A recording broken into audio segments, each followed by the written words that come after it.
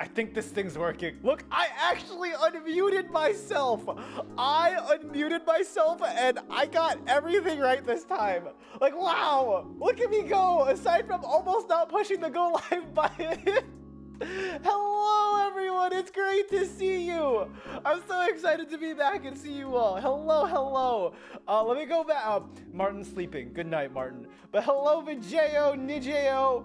Hello, Isaac. Hello, Peyton. Hello, Esty. We are here. Ayla's gone. We don't have to worry about Ayla. She's traveling as well. So good for you. Also, hello, Mango.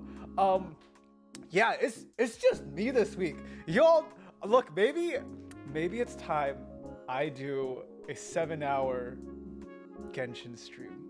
Maybe it's time for that. You know, maybe Zhuni needs his Genshin arc. Actually, okay, I don't even think I could do Genshin for 7 hours. So many props to Ayla. Like, you know, food in the 7 hours in which she does her freaking Genshin streams. Like, I don't get it. She's built different. She's built very different. I don't get it. But you know, it's fine. Yeah, I unfortunately do have school and I have work to do. Apparently, I'm not enrolled in school right now. I have to, like, reassign and say I have to go on dissertation status. I didn't know that. So currently my school is like, hey, do you still go here? And I'm like, I do. I go here. I'm working. Please don't do this to me. I just need to work. But yes, folks who are back in school, welcome back to school. Do an hour. Oh, okay. I could actually do like an 8-hour long Power World stream. I at least opened the game up and got started, and I was like, I can do this for a long time, for better or for worse. I think it's for worse right now that I can do it for a long time. I'm really excited to play Power World. I've been like holding back from playing too much Power World because I want some of the experiences through Power World to be very, very genuine. Like I was playing Power World and I punched a pal and I was like, oh my god, why is the game like this? Like, why? Also, hello, Click Killers. Like, why am I punching animals? I didn't sign up to punch animals. Oh my god. I'm not gonna get over it. Like, every time I start the game, it's just painful to like go around and punch the animals. But I've been excited for Power World for a while. Before it came out, like I saw a friend of mine posted like, look, it's Pokemon with guns. I'm like, nah, that's ridiculous. But it's so good. Like, it's a beautiful game, first off. I would not say it is Pokemon with, Pokemon with guns though. I haven't played Ark Survival, but I think the game is more similar to games where it's a survival builder than it is like Pokemon where it's like an RPG, because there's really no quest line for you to do. But I still think Nintendo can take, or not Nintendo, the Pokemon company can take a hint from this game and be like, look, they can do it very well. And yeah, I understand there are limitations, such as, you know, Pokemon has a huge roster of Pokemon to actually include, but it looks good. It looks so good. Welcome home. Thank you. But yeah, I'm back in the States. And the first thing I realized flying back into the States is how god dang ugly the States are. Like, going to Paris, also hello hero. But coming back from the States to Paris, everything is just so ugly in the United States. And it's just like a very different way of going about life though. I think like the United States architecture. So one, let's start with this. Let's start with the premise that architecture reflects the culture and the way that a society operates, right?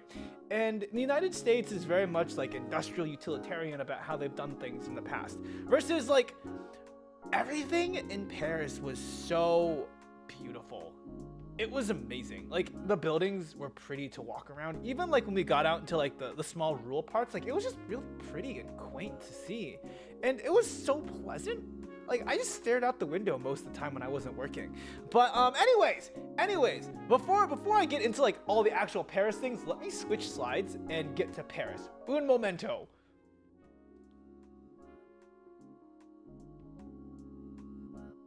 Okay. Paris. So where did I go in Paris? First off, I stayed in Paris, and I did 2 trips out of like center city Paris to Versailles, and then I did one to Mont Saint Michel. Yeah, modern houses in the US are incredibly boring. They're all cookie cutters. They all look the freaking same. But you know, like I didn't get to like the burbs of Paris. Like I think the closest thing to a burb of Paris would be like Versailles. Even out there, like the architecture was so pretty. I did see the Louvre. I did see the Eiffel Tower. All amazing things. So here is my travel itinerary, just so you all know what happened. Also, if you all ever want to do a travel planning, I'm happy to help with that process. First off, when I planned this trip, so usually my travel buddy who plans this stuff does the planning, but my travel buddy is like, no, Mont Saint Michel is not in Paris. That's like 3 or 4 hours out. But I'm calling it my Paris trip anyways. So when I'm planning trips, basically what I do is when I go travel and I have full control over the schedule, I will basically just go to museums and pack lunch every day. When I travel, while I know that some people travel for good food, I am here to eat something. I need to survive. My goal when I travel is to consume as much knowledge as possible. And while that knowledge can take the form of food, food's expensive. And I really enjoy, I would rather, read. I would rather look at pictures. I would rather experience. I would rather get to know the people. Peyton, I did. So anyways, the first day, like whenever I pick things, I just do all the museums that I can. And so the first day, I went to see the, so basically the Parisian History Museum. And this isn't like natural history. This is like a social history, like how the city of Paris was built, artifacts, etc. Like why it was built the way it was, how did it get built? And I'm gonna be quite honest. As much as I wanted to say I retained things, I did not retain things because Zhuni was so jet lagged. Like I took a 6 p.m. flight out of the States and landed in Paris at like 7 a.m. And I decided I have to book everything. Like I need to have a whole goddamn schedule. Like a whole goddamn schedule. And so I did that. So I packed it back to back. Also, hello BB Des. My name is Zhuni Excel. I'm CodeX's in-house academic. Yes, I like analyzing things and taking things apart in data. So it's a pleasure to meet you, and also thank you. Also, Under Attack, hello, welcome back. Great to have you. But yes, we're currently going through the 6-day trip to Paris / Mont Saint Michel. Oh, undead. It's undead. My bad. But first day, I did a bunch of museums and I walked around. The second day, I hung out with an anonymous friend. I hung out with an anonymous friend. Also, thank you so much. Also, hello, Javier.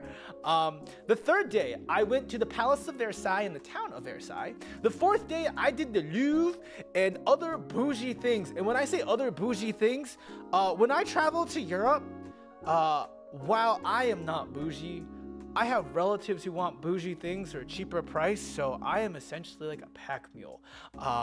I don't have the credit card limit for that. I had to like not spend anything this month so I could like charge that to my card and then deliver it. I really should charge shipping and handling. But I did the Louvre and other bougie things. On day 5, I went to Disneyland Paris, and I will talk extensively about Disneyland Paris because you're probably asking, Judy, you live in the United States.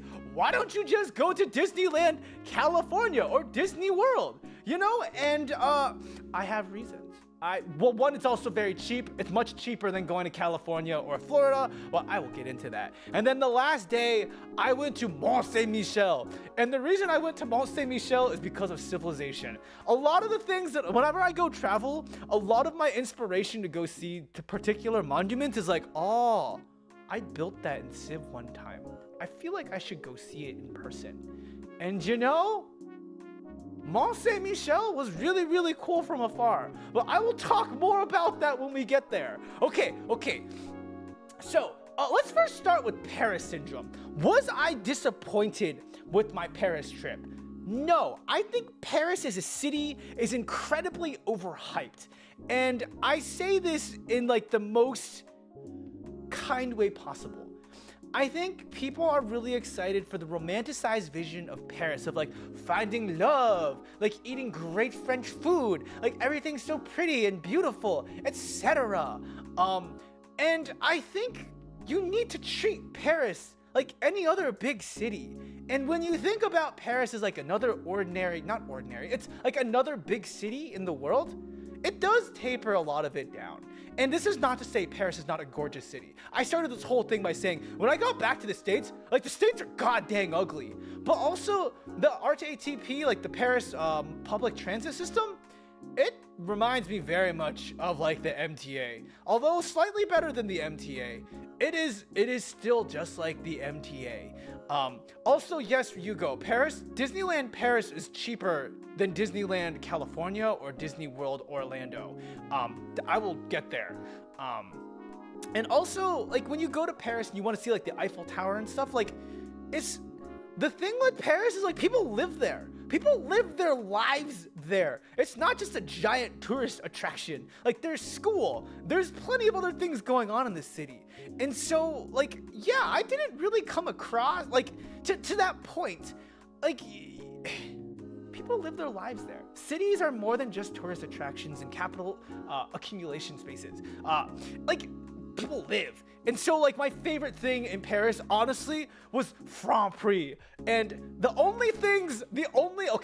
while I was on my best behavior to try to be a good American, one, I kept my voice down. I did not talk loud. I also did a lot of bonjour and merci and merci beaucoup. I think that's as far as I got. And then I said English okay. That's it. That's like the extent of my French. And maybe it's because I'm Asian, but I don't look American, but I walk like an American. I am I was talking with my anonymous friend, and I was like, yeah, things in Paris are chill. And like whenever I'm walking around, like I feel like I'm like a person on a mission. But like when I was talking to Carrot was like, well, yeah, I think it's funny because Parisians are like, of all of Europe, they're like this super uptight, like not uptight, but like we're always got someplace to go. And I was like, oh, I feel like Paris is like a step down from New York. Like it's not that bad. I love Franprix. Let me get to my next slide. I love Franprix. I went to this particular Franprix every freaking day. I went there on the first day, and the first day when I went to Franprix, I saw this thing right here, and they sold blocks of cheese for €2.50 whatever it is, and I bought that cheese every day. You know how I told you I was lactose intolerant? I said, nah, we're gonna eat this cheese. I also bought a baguette for like €1.69, and I sat there and ate my whole baguette and the cheese. Okay, I ate half the baguette and the cheese. And you know what? You know the best part is I felt nothing. I was unstoppable. I could have eaten a whole nother block of cheese. Maybe I should have just bought another block of cheese. But what I'll say is, if I had a refrigerator, I would not have shoved down the whole I would not have had to shove down the whole prosciutto. Like, god dang, I wish. But yeah, I'm lactose intolerant in the States, all right? But whenever I go to Europe, I can consume so much cheese, I'm unstoppable. But yeah, I bought like a baguette and a block of cheese, and that was breakfast and lunch for me. And so at most for my meals, I spent like $3 for breakfast.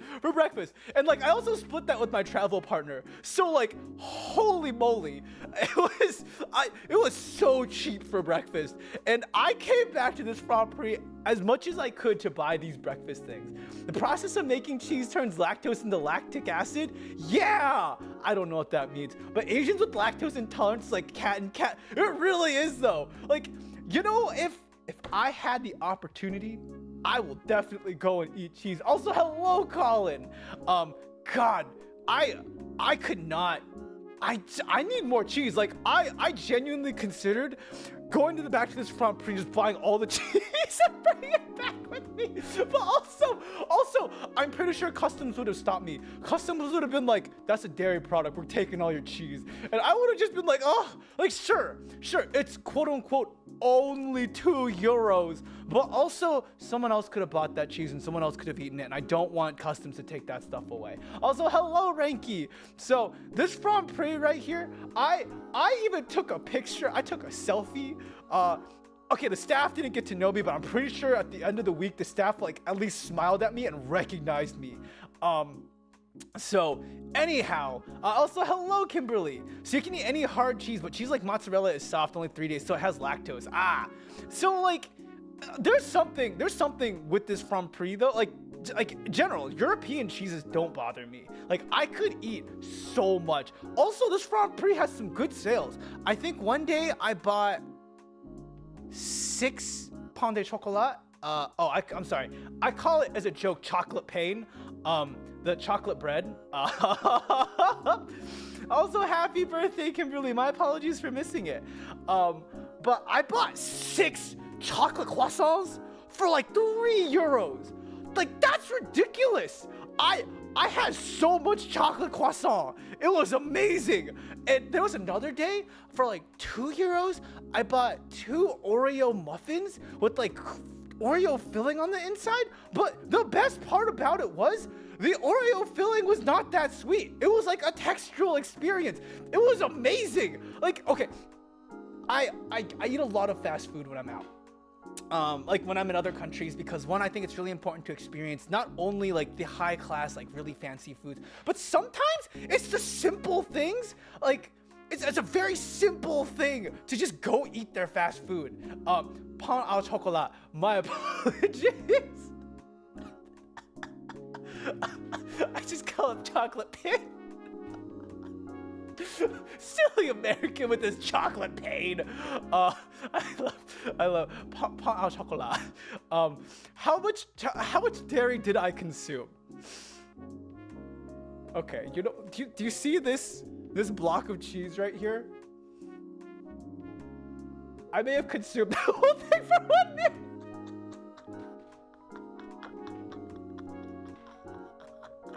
Oh my god! This block of cheese right here, that was demolished.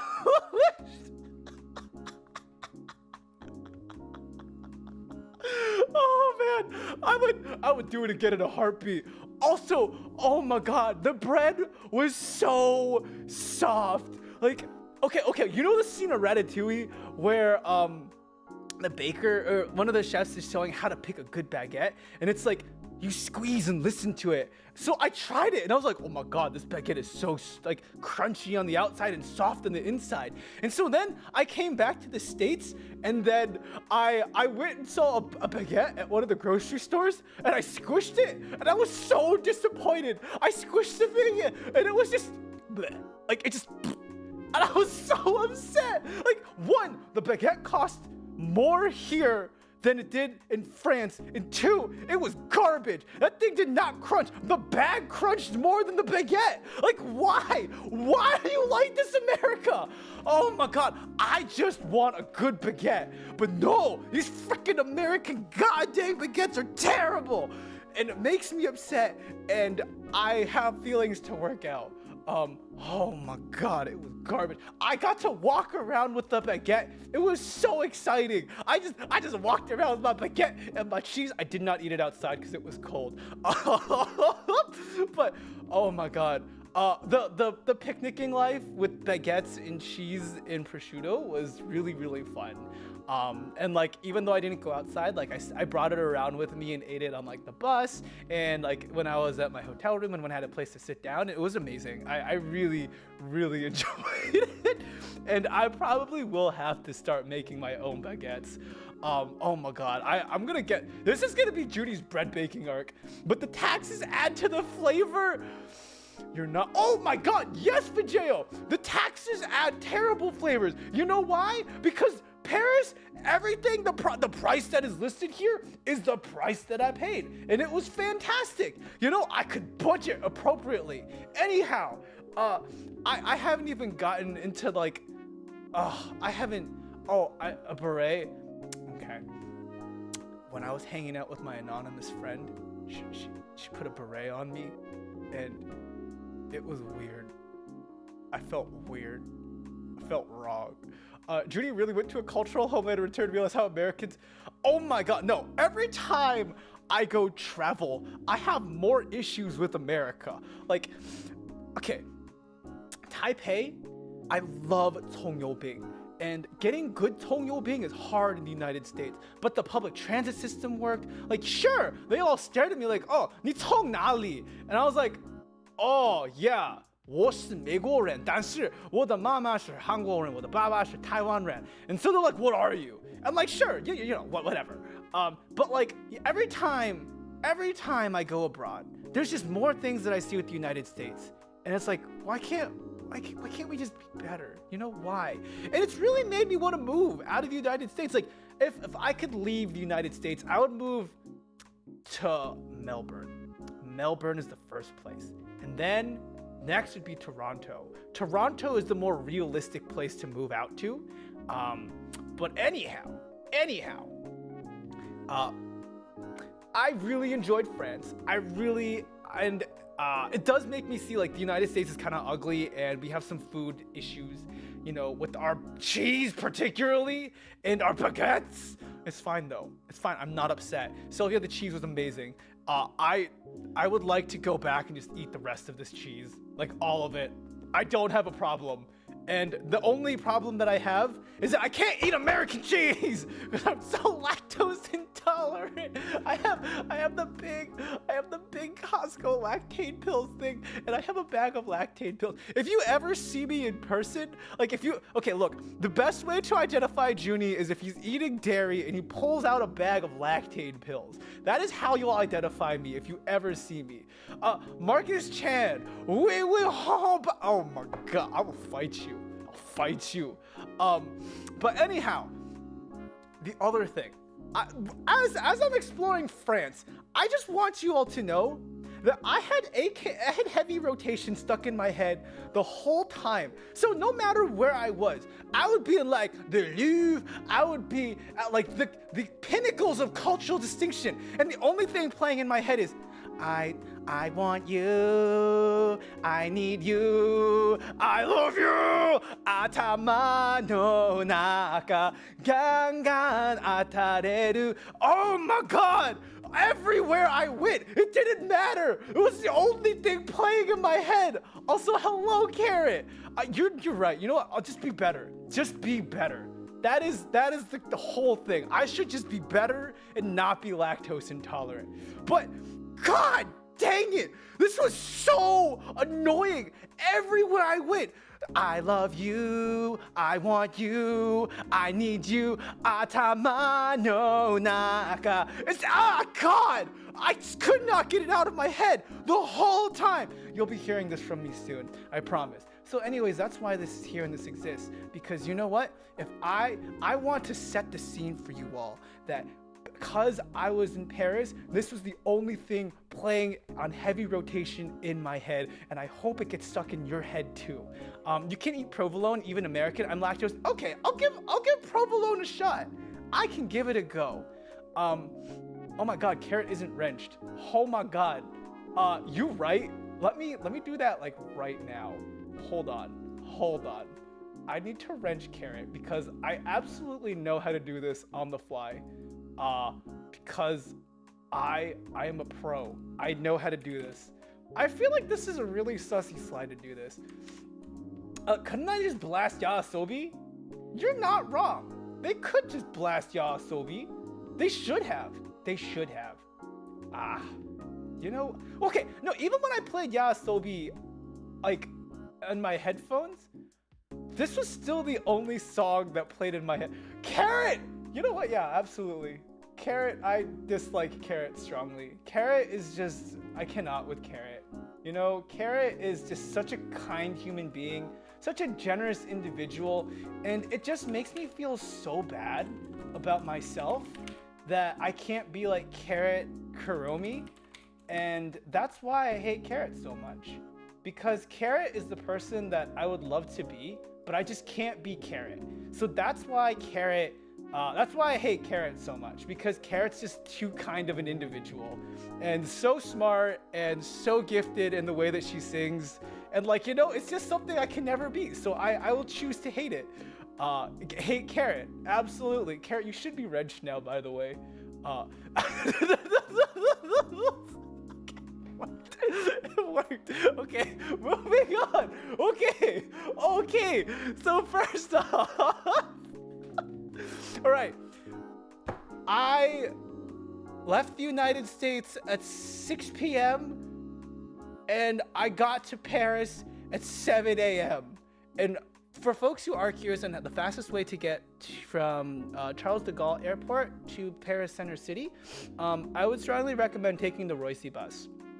And so the Roissy bus costs about, I think, $18 to get from the airport to Center City, Paris. It costed about, $18. It took about 50 minutes, but it was on a bus. It was cool. So I did that, and I got to my hotel around like 8 a.m. And so I dropped off my luggage, and then I went to go pick up some stuff at the Franprix. So the first day, though, here's like my schedule for the day. I started out at my hotel over here, and then I walked around the Eiffel Tower because the Eiffel Tower was literally right there. So like, why not take some pictures? Get some good pictures in there. And so the first day I went to two museums. I went to the Parisian History Museum and I went to the Modern History Museum.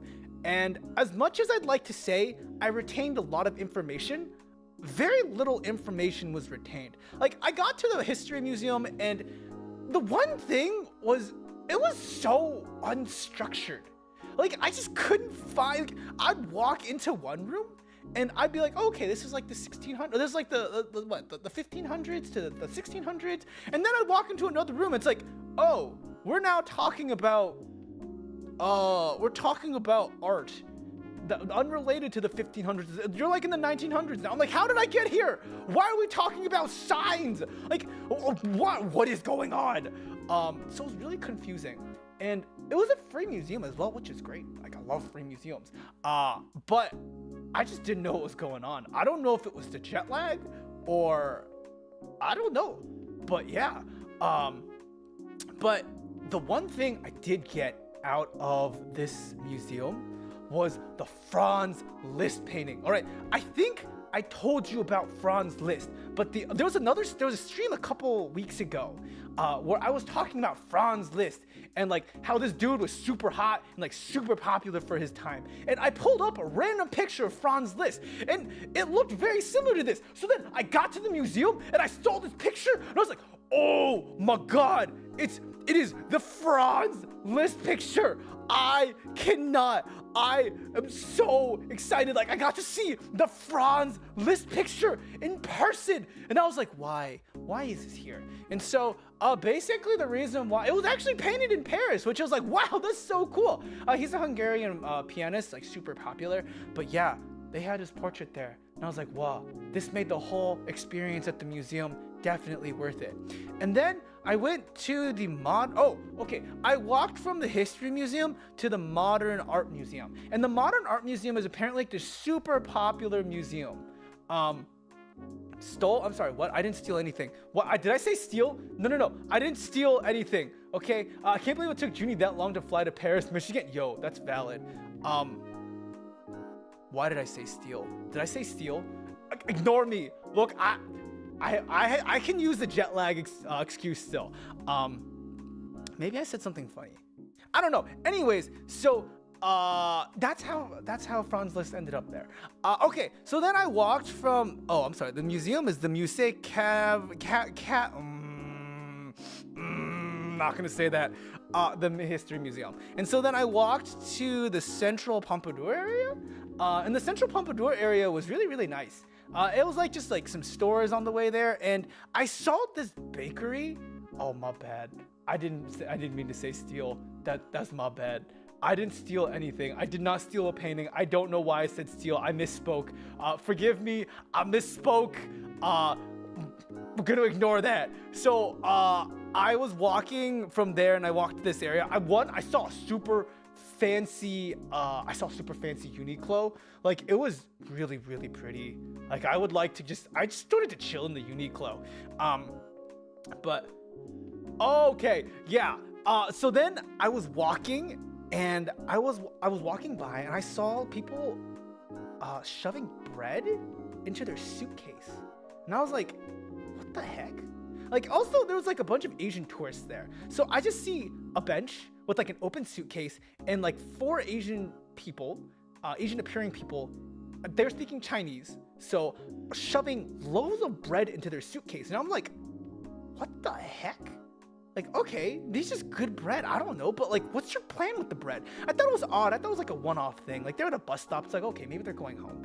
And so then I kept walking, and I saw another group of Chinese tourists shoving bread into their suitcase. And it wasn't like one loaf of bread. It was like 10 loaves of bread. And I was like, okay, there's definitely something interesting here. So then I keep walking, and I see this place right here. I think it's like Karalt or something. And there's a massive line in front of here, which are mostly Asian, I'm assuming Chinese tourists, since the 2 other groups that I saw were Chinese. There's some white people there too. But I was like, oh my God, what is this bread made of? Is it made of crack? I never got back to this place. But my guess is like some Weibo influencer or like, you know, some Bilibili influencer talked about this bread one time. And now it's just like super popular. I never got to try it. I would really love to try it, but I unfortunately never got there. The bread line sounds like the people that go to LA to Porto's bakery. I guess so. Like, it was a lot of bread. I don't know how much the bread cost. Like, I wanted to get to the next museum, but like, yeah, it was a line for that bread. It was so odd. And so anyways, I kept walking because I wanted to go to the Modern History Museum, and I heard a lot of good things about the Modern History Museum. The Modern History Museum basically, what makes it interesting is this front over here. So it's a really famous front because apparently, like, when it was getting designed, like, there was a lot of controversy about it. It's like, oh, it's not like a traditional museum, but basically the museum's like a giant conference center. And I only got to see 2 floors, but at this point I was also exhausted because I was standing up reading things and falling asleep. Like, actually just falling asleep. I don't remember how to spell the bakery. I'm gonna have to check my Google Maps for that. And I'm not gonna do that on stream because I'm most likely gonna dox myself because I'm a genius. So I'll give the name of the bakery in the Discord.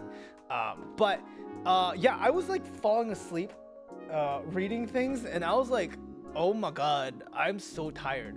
But I feel like the Modern Art Museum captured like the two binaries of Zhuni, as like, you know, I really like modern art that looks like this, but also wieners are funny. There was like some really like nudist art, like not nudist art, but like, you know, like the body is of art. Also, hello SD. And so like I didn't get to take a ton of pictures because I was really, really tired and just trying to stay awake. But the other really cool thing about the museum is they had like actual like full buildings in the museum. So this is an example of one of the bars that was there. Like, it's a historical bar, and they recreated it in the museum. And so I think what I really enjoyed about the museum is how it expands the definition of art to also include architecture, like clothing. It included a lot of things, or like even like visual graphic design was also included in the museum. So yeah, it was super, super cool. I really enjoyed it, but like, unfortunately, I was just really, really tired that day. And so I was falling asleep, and I do love it. Like, here's the line for the museum over here. It's a pretty long line to get in. I did not get like a ticket in advance. So like, I was standing in this line and I was like, okay, I'm just gonna book the ticket. And then I switched to a different line to get in.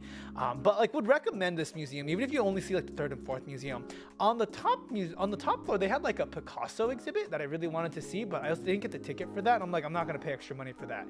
The ticket for this museum, I think, was like $15-20. It's definitely worth the time though, especially with waiting in line. It was warm. Like, the museum itself is a really cool experience.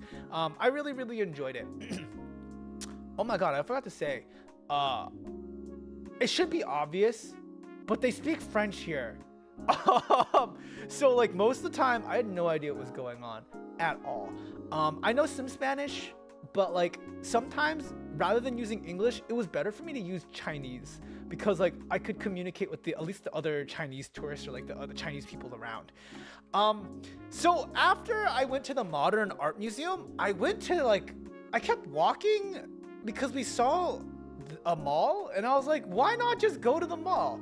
Oh, I went here because I was looking for the Lego store. And so I think I said this when I was in Australia and like UK, but if you go to a Lego store, you can ask them for a passport and they'll give you a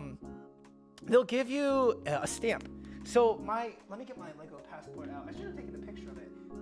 But my passport, so currently my Lego passport, I have locations, Lego stores from Melbourne, I have Sydney, I have Leicester Square, I have Paris Les Halles. Oh, that's where it is, Les Halles. And then I also have a couple from the United States. I have New York, I have Ohio. So I've got a couple of those. I gotta get some more. I gotta find some more Lego stores to go to and get stamps from. I really wanted to get yeah, I didn't know about it at the time, but when I was in Denmark, I didn't get a Lego stamp from their Lego store. So I went here to get to the Lego store, and of course, like I just had some pretty like typical things, but they also had some really unique things, like the Arc de Triomphe, whatever it is. So they had the Arc de Triomphe there, and super cool. Really enjoy. Like this is really it. And then they had the Notre Dame. So took pictures of those, and then I was walking around the mall, and I saw this store that had Luffy, and I was like, love Luffy. So I went in, and the store essentially does embroidery with like anime designs. So they had Totoro, they had One Piece, they had some Demon Slayer, and some other stuff. And I was wondering, like, I was considering picking up a hoodie or a t-shirt because rather than like just printing on the designs, they embroider it. But my question was, how on earth do they get the rights to that? Like, this is a chain. I saw multiples of these stores, and I was really curious, like, how they got the permissions to print these things, especially like embroider it and keep it at a low cost. I forgot the name of the store. I was considering picking it up as like a gift for Zhuni XS and Zhuni XXL, but like I couldn't. I was like, I should check on like Etsy first to see if like they have embroidered like designs and stuff. So this GIF over here is a picture of the mall and how deep it goes. So the mall you can see here is the top floor. The Lego store is right over here, and then there's like 4 more floors. I did not. Yeah, they had. Okay, if I learned anything from Carrot, Paris is a bunch of weebs. I have examples of their weebery. They do have anime. Do you know what? Let me just get to this right now. Hold on.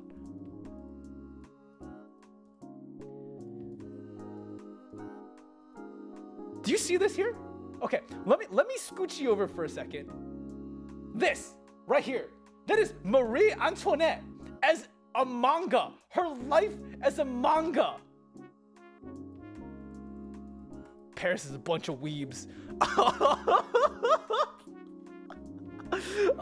So yeah, they had anime stores. I went to a couple game stores, and they sold like other Funko Pops. They sold like characters. I know with Carrot we found a random store that had just like all Japanese candies and stuff, and I was like, they weebs.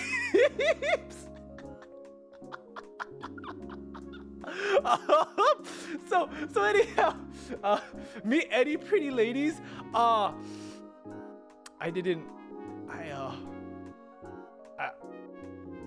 shy.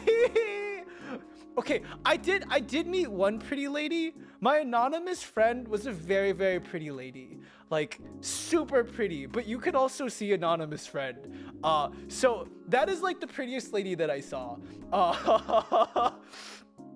But when I was at this mall, basically, I saw a KFC and a McDonald's. And as I said earlier, whenever you travel, sure, you can experience luxurious cuisine. And of course, particularly in Paris, you should experience luxury cuisine at least once. But also, why not try fast food? Like, why not try the Kentucky Fried Chicken? Am I right?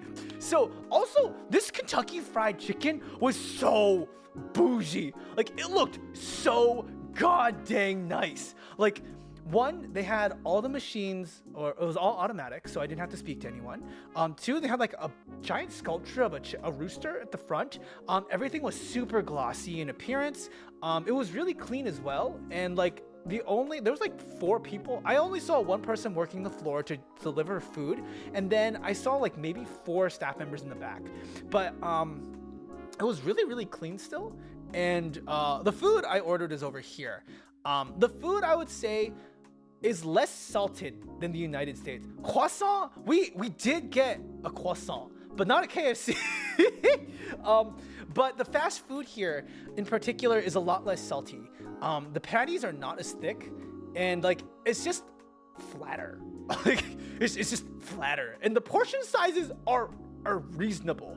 And so this is like their 5 for $5 at KFC special, and so I think it's like 4 for $5. And it came with a chicken sandwich, crispy chicken sandwich. It came with fries. Actually, I upgraded the fries because I wanted to try their special like cheese. Like it's a special season for cheese. It's like in the winter season, they use a bunch of like melted cheeses on stuff. I forgot what it was called, but it's specific to the winter. I don't remember why, but I got the special cheese, and then it also came with chicken tendies and a sundae. And this was like for $5 total, so I was like, I am not going to complain. I enjoyed it overall. It was really, really good. Also came with bottled water. A croissant chicken burger. You know, I'd be down for it. I really would. Also, yes to KFC. Always indeed. Hello, Keller C. So yeah, this was really, really tasty in general, and enjoyed the whole thing. Yeah, it was a very different experience. Also, I don't actually eat KFC in the States very often. I haven't even ordered a chicken sandwich from KFC. I've actually probably, in the past 4 years, I've had more KFC abroad than I have in the United States. The last time I had KFC was in Dubai.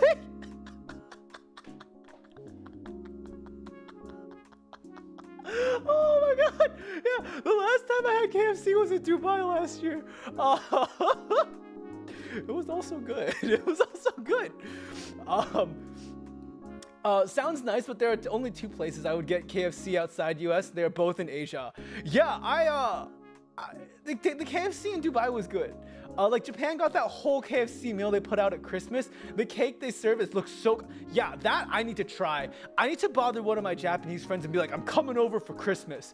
But I would still say I haven't done KFC.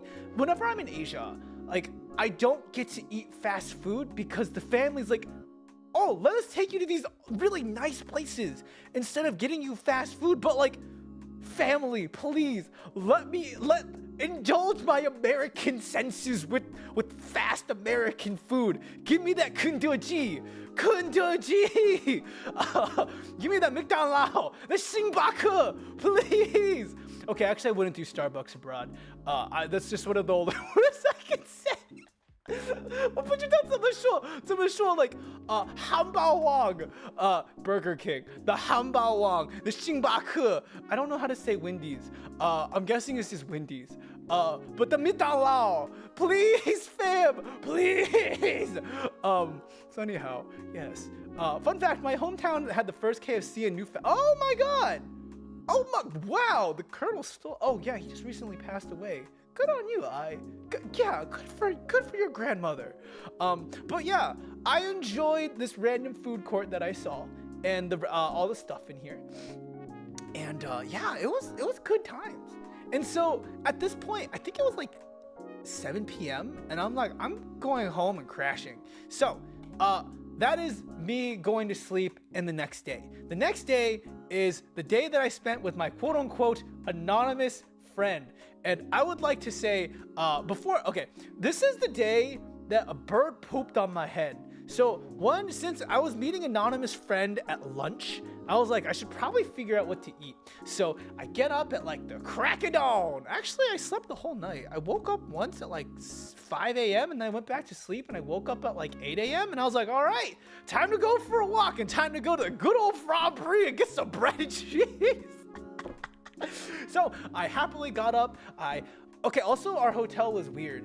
Like the Hotel Mugwe, they basically say when you leave, give us your key and then we'll give it back to you. So I gave them my key, I walked out. It was also super cold that day, so I had my gloves, my hat, and I walked out, and I was like, wow, what a beautiful Parisian morning. I feel the cold breeze on my face, and it's a great time. And so I walked to the first, okay, there's actually 2 other Franprix near the hotel, and so I walked to the small Franprix. And they didn't have anything I was looking for. They didn't have the cheese on sale. So then I walk over to the other Franprix, and then I feel like this big drop of water on my head. And I was like, huh, that's probably just water, you know? But also, it didn't rain before that. Like, there was no indication of like a gutter fell. And then I was like, huh, you know, maybe I should check what touched my head, because that was kind of large. So I touch my hat with my glove, and I look at my glove, and I was like, huh, this looks like dirt, but this is also probably not dirt. This is probably poo. And so I was like, huh, well, I'm gonna walk into the Franprix, and maybe if I like talk to the person, they'll let me use the toilet. And I'm pretty sure at this point they're not gonna let me use the toilet, because not even in New York, if you ask like, can I use the toilet, like they're gonna let you use the toilet. Like, no. So in my thought, I was like, what if I showed them the poo and said poo? And then I was like, you know what, Zhuni? Maybe that's a bad idea.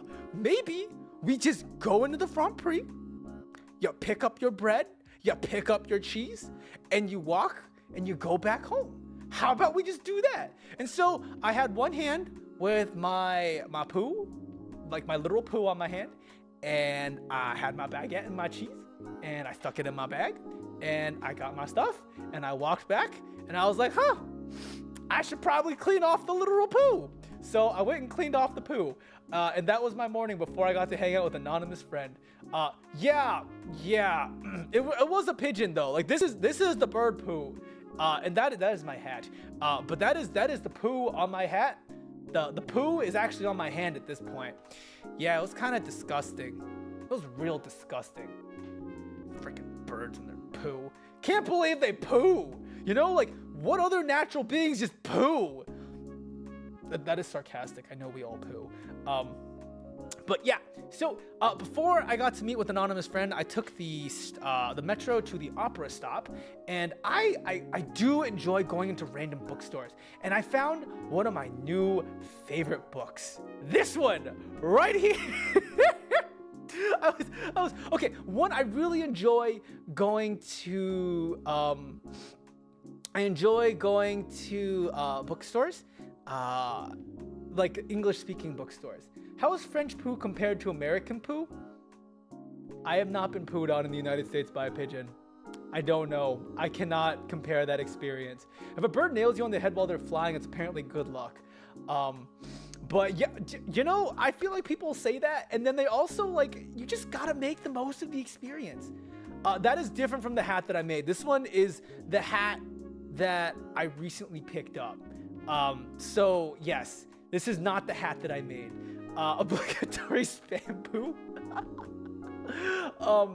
Yeah, when I was in Iceland, when I was at the airport, I saw like they had a really nice brand of hat there.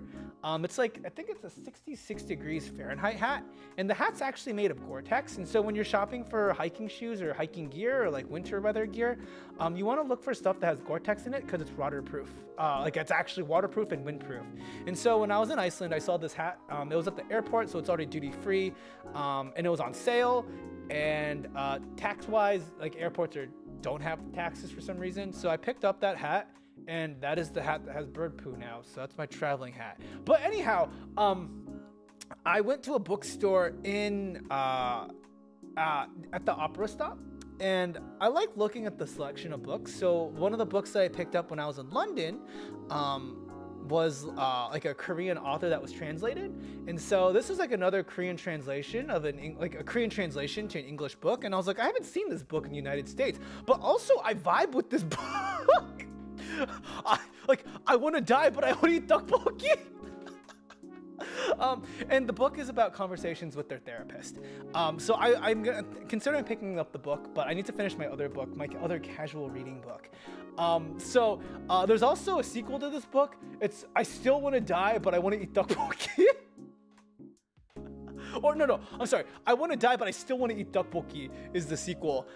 They were very good candid conversations, and I really enjoyed it. So I stopped by that. But then I met up with my anonymous friend, and I did not realize how... Okay, as VTubers, it was weird. It's like, wait a second. How do I know you're you? And like, how do you know that I'm me? You know, like, how? Yeah, there's so many questions. Like, gears are turning. Like, but I did find Carrot, and yeah, Carrot showed us around, and Carrot is a very good host. Carrot is wonderful people. So first off, quote unquote anonymous friend took us to this. Well, first we got lunch. Let's start with lunch. We went to like the Asian area of the opera, and so she basically said, pick a restaurant. And so we picked a random restaurant, and I have been craving katsudon for a while. Not tonkatsu, katsudon. I just haven't made it, and it's just like a lot of work. And so I got a katsudon, and yeah, I was surprised. It was like, I don't know what the hell. But Kara, you're a good host, shut up. But like, also, it's about the time that we shared, okay? It's not about the activities that you do. It's about hanging out with good people. So anyhow, I got katsudon, and this was like the first salty thing that I had. Like, I ate it and I was like, this is goddamn salty. Like, what the heck? This is saltier than like some American food that I've had. It was good. It was edible, but like, I was just surprised. Like, I was surprised there was salty food. And so the funny thing about this restaurant though was, also like, yeah, we chatted about life, you know, catching up, etc. But the funny thing was when I checked out, like, I was like saying like merci, and I was like, English okay? And they're like, yeah. And then like I hear them speaking Chinese, and I was like, I could have just done this all in Chinese. Like, why didn't I just say it in Chinese? So I was like, walked out, I was like, I said, I was like, why am I trying to speak French? And why are you trying to speak English? We could both speak Chinese. Also, hello, Ahmed. So yeah, we did that. And then afterwards, Carrot took us to this really nice gallery, where it had like really, like, I don't know what it was. It was just like really, really pretty. Just like, look at this place. It's gorgeous. And you know, I would have tried to consume a lot more. I really wanted to consume a lot more food. But also, food costs money, and I don't want to spend any more money. I mean, they do, but like, if we can both speak Chinese, like, why? So she took us to this one, and then she took us to the bougie mall, and the bougie mall was really bougie. Also, okay, I would rather you all have healthy sleep schedules than stay up and try to watch this stream. So have a good evening. Go get some sleep. Go get some rest. Take care of yourself. Thank you so much for stopping by. Appreciate your time and energy. But okay, the bougie mall was real bougie. Like, I walked in, and well, like, sure, there's brands that you can recognize, like Louis Vuitton, like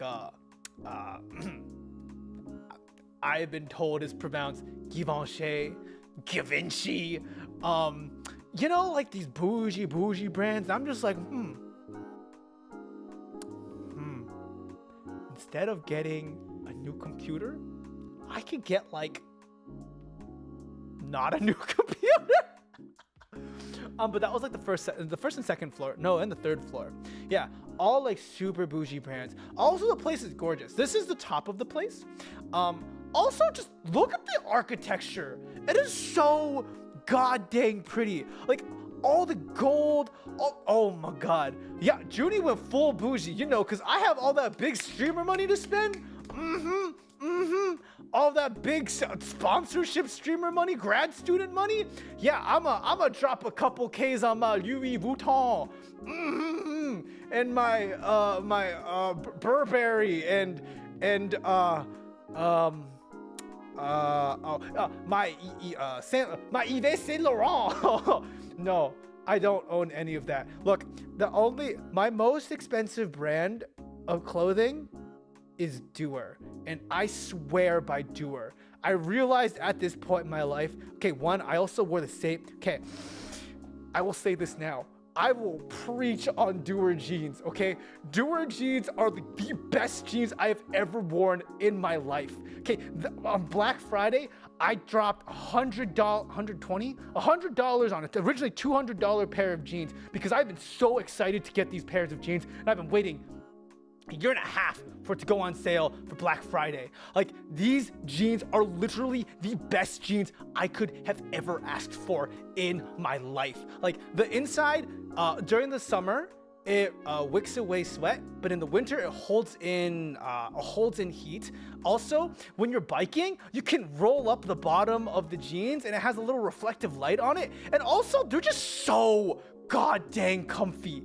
Like, they're the best jeans I have ever worn. These are the only jeans I will pay over like $100 for because they are so good. I swear on my life, buy these jeans. Like, I packed other Doer jeans, but like, I basically wore one pair of jeans. I did not have to pack any other pairs of jeans. They are that god dang comfortable, and they match most of my outfits, if not all of them. I swear on these jeans with my life. And they also have like extra, okay, this is gonna sound odd, but like it has extra crotch space built in. So if like you're doing physical activity, like you can stretch in them. Like I can go cycling in them. I've actually cycled like 30 minutes in them, and like I felt so fine. Anyhow, I don't know why I went on this tangent about Doer jeans. Oh, yes, that is the only, like, quote-unquote luxury brand that Zhuni has.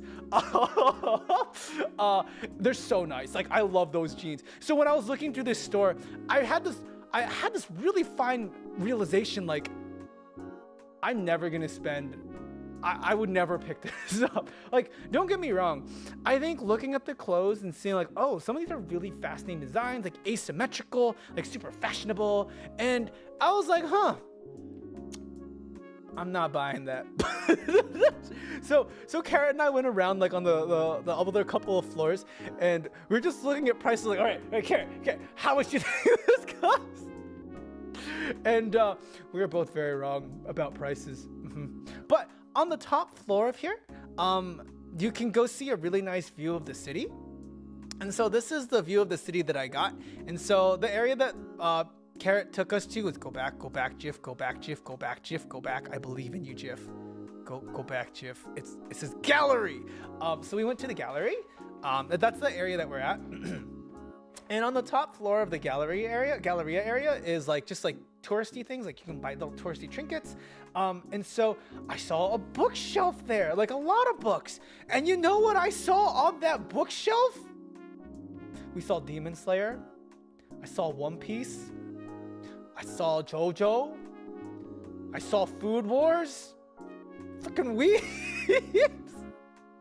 Also, it was so refreshing. I don't understand any French, but I understood the manga.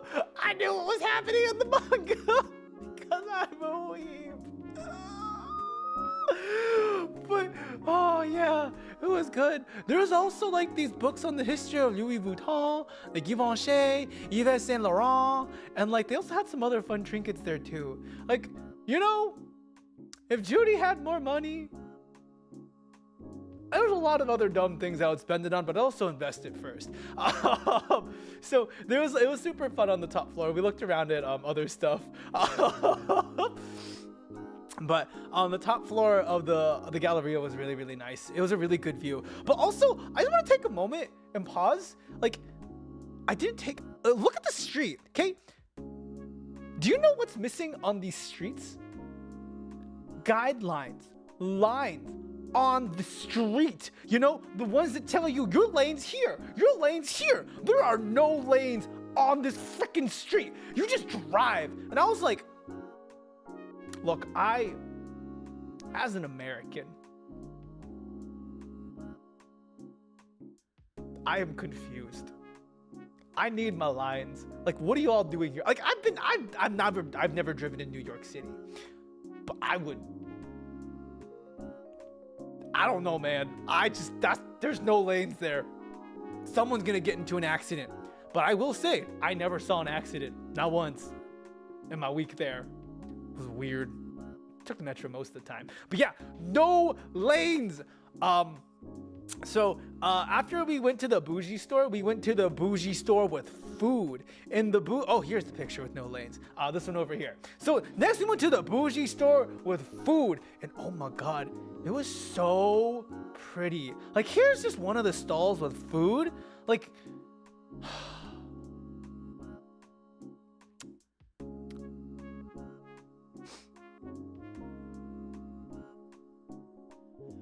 I want to eat that. I want to eat all of it. I just want to eat it. You know, look at it. It's so pretty, but I can't eat it. Look at it. Like, I don't want to eat it. It's too pretty. But I want to eat it. It's so pretty. Yeah.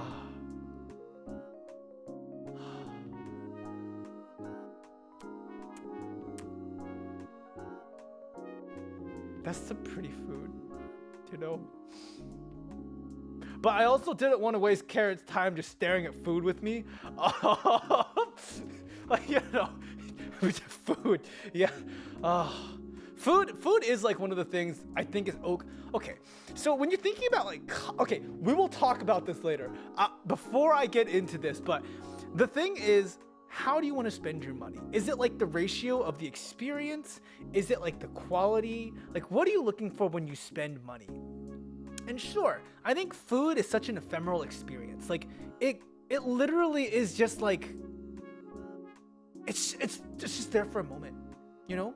It's on your palate for as much as there is food, and it can last for like, what, 2 minutes, 3 minutes? And oh, it's so worth it though. Especially when you get like good ingredients.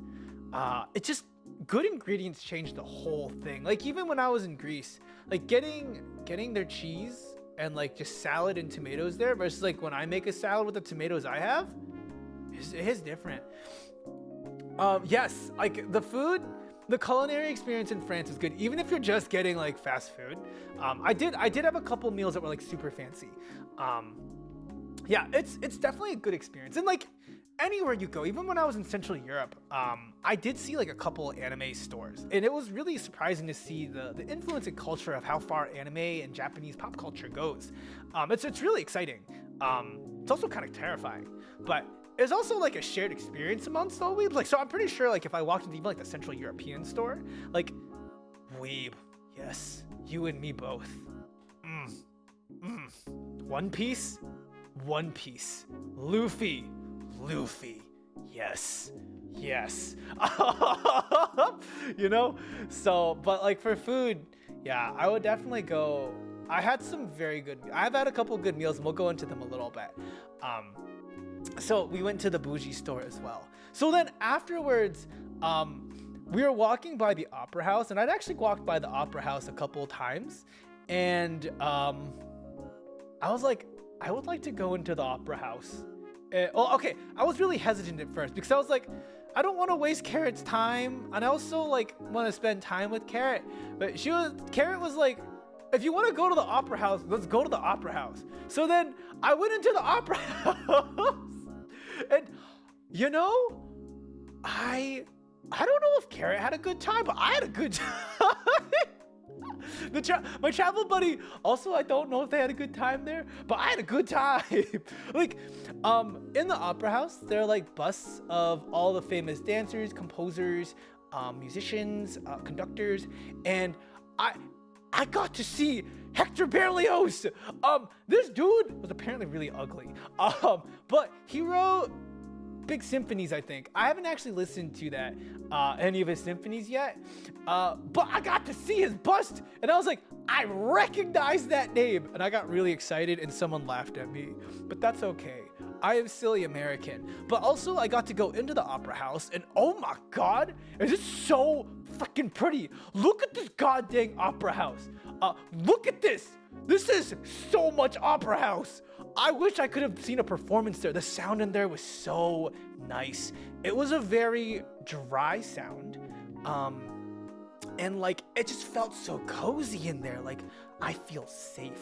And like, I want to see a performance there. I did not book any tickets to there, but I wish I did. The whole opera house, like even if you get like a ticket to a concert, like there's so much in the opera house to look at. This was in the opera house. This was so goddamn pretty.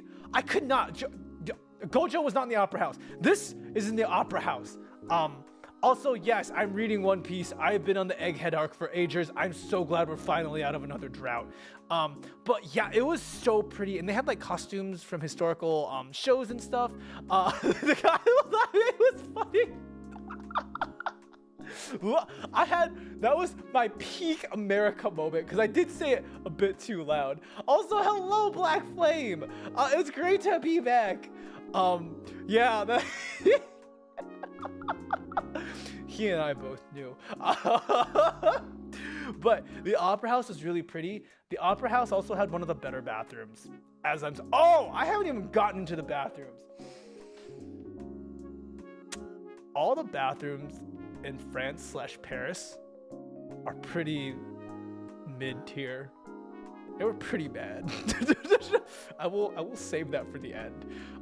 Okay, but the last part of hanging out with quote-unquote anonymous friend is Carrot said, I really need to go to this boba place and take pictures with Gojo. And I was like, okay. I did not realize the extent to which the alley went hard on the Gojo merch. Like, that's a Gojo. And I should have stopped drinking my drink halfway through because I had to honor Gojo's experience. But you know, Gojo's a handsome man. And Gojo, as a teacher, you know, he has good teaching methods. Not the best teaching methods, has some teaching methods. So yeah, we went to go get boba. But I think we really went to go see Gojo, which is fine. You know, like, go to Paris, see Gojo. That is an important no, okay.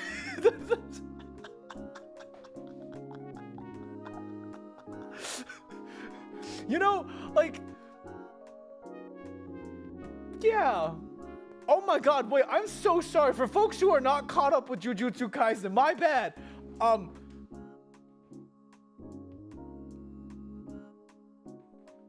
He's a good guy. He's a good guy. Yeah. Yeah. Jujutsu Kaisen? Okay, Jujutsu Kaisen is... Watching it is great. It is really, really pretty. The combat is great. Reading through it, right now, it's a bit of a struggle. I am currently caught up with all the reading. And while originally when they introduce the powers, it makes sense. But right now where I am with Jujutsu Kaisen, I'm in pain. There's a lot of explanation for some of the powers, and I don't get it. Like, okay, for folks who have read Jujutsu Kaisen, let me try to give you an example. There's some people who have abilities where you need to actually know math. like it's, I'm not gonna say it's on par with like Hunter x Hunter levels of you need to know this much, but like the author does their research on how some of their powers work. There's a character whose power is based on the Japanese judicial system, and they explain the Japanese judicial system. It's actually one of my favorite powers. There's another character whose powers are based on as X approaches 0, as X approaches 0 but does not equal 0, and like the concepts of infinity. There's like really cool powers, but they're really confusing. And at this point in the manga, I really don't know what's going on, but there's cool fighting and people in combat. So Jujutsu Kaisen, watching the anime is great because it is gorgeously animated. But if you're reading right now, it is mildly painful. I don't know what happens week to week at times. Like I'll have to go back and be like, what's going on? Like what's their power? And sometimes the buildup doesn't make sense. Like you built up these characters, and then the way that the story is written does not make sense. I'm guessing Gojo's power is that he can divide by 0. I'm not gonna say anything, but yeah, I'm not gonna speak too much into that. Limits are common, but also limits can be really challenging to be this. Like I'm not gonna say it's like an easy thing, but limits can be challenging for some people. So anyhow, Jujutsu Kaisen, I would recommend watching it. It's really pretty. The reason why I started reading it is because I'm impatient. I want to know what's going to happen, and so I just read things. So like Dr. Stone is an example. Basically any anime that has a full-fledged like written out manga, I will read the manga. I tried to find a manga for Zombieland Saga, but they don't have one. So I need to like get into that. But yeah, so basically hanging out with Carrot, like we went to get boba. It was really like I guess they have the chain somewhere in the United States, but it was good. It was good. I enjoyed the boba, even if it was Jujutsu Kaisen. Like I got the I forgot his name, villain guy. I really should know his name because they're focusing on him. Yeah, I'm really bad with names. So he is the current villain though. How do I rate Jujutsu Kaisen with One Piece in here? Oh god, no. Okay, very simply, One Piece is always peak, always up there. One Piece has not let me down yet. I am fully prepared to be let down at the end just because like One Piece has been so built up. The Oda does such a good job, and it's just I don't know how he's gonna end it. And you know, I think I'll be satisfied. So One Piece, no matter what, there's very few manga or anime that I will put above One Piece. Jujutsu Kaisen is better than My Hero Academia. I'm currently really annoyed with My Hero Academia. I think My Hero Academia and Jujutsu Kaisen have similar problems, but are approached very differently because of the cast of characters and because, oh my god, from the moment I watched My Hero Academia, the first episode, I wanted to punch Deku in the face. I wanted to watch him fail. Like, I wanted to be, he cannot be a hero, but, you know, because anime shenanigans and, you know, he can get powers. And it's just, his idealism and optimism is painful. Like, I don't like how optimistic he is as a character.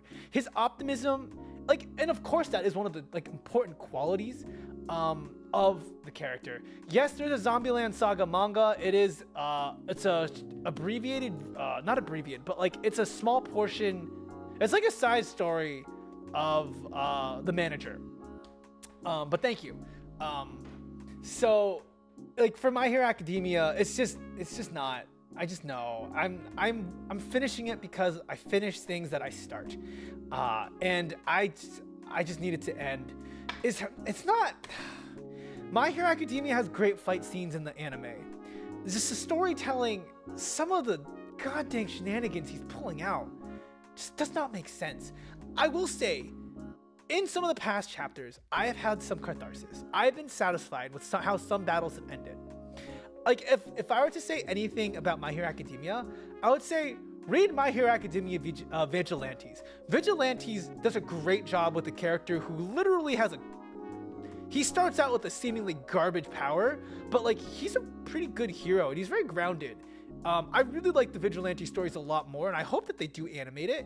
But I can't. My Hero Academia does not sit well on my tier list. I just don't like Deku as a protagonist, and even as of the most recent chapter, dude needs a like. Okay, all I'll say about the recent chapter. Deku is such a goddamn optimist, and it's painful. It is painful because it essentially Deku is going on the railroad thing. Like, I'm going to say, it's not the railroad. It's basically the premise right now is how strongly do you want to hold to your ideals, and how much are you willing to sacrifice? Because as long as this final battle is going on, more lives will be sacrificed. And you think, of course you're gonna be able to pull this out of your anime shenanigan butt. However, I don't think it's reasonable that you're holding your ideals to such an extent that you're sacrificing all these other things. Because it's not just about you, Deku. Like, yeah, you are an optimist and you want to save everyone, but at the cost of saving everyone, all these other heroes are gonna die. Like, tell me, Deku, is that worth it? Like, no, you need to be more pragmatic with your understanding. Like, you just need to be more pragmatic. People are dying. You need to make a decision. You need to be decisive, and he needs to go. Like, he needs to go. And that's frustrating. As, like, the work that I do, even in research, is very pragmatic. It is based in, like, actual real lived experiences and, like, making policy on those things. Seeing such an idealist like Deku, I want to punch the man in the face. He is so god dang annoying. Like, a lot. Thank you. I'm reading the Vigilante stories, 1 and 2. Yes, like Vigilantes is like, okay, I'm done. I don't like Deku. He's a really annoying protagonist. And it's Opera House. Kamina, yeah, he's fun. Like, I think there's, in My Hero Academia, there's a lot of other better characters to latch onto. Like, what happened to Turbo Man? All right, like, he had a great story going for him. He was trying to live up to his brother's expectations. He has, like, just a side character now. You know?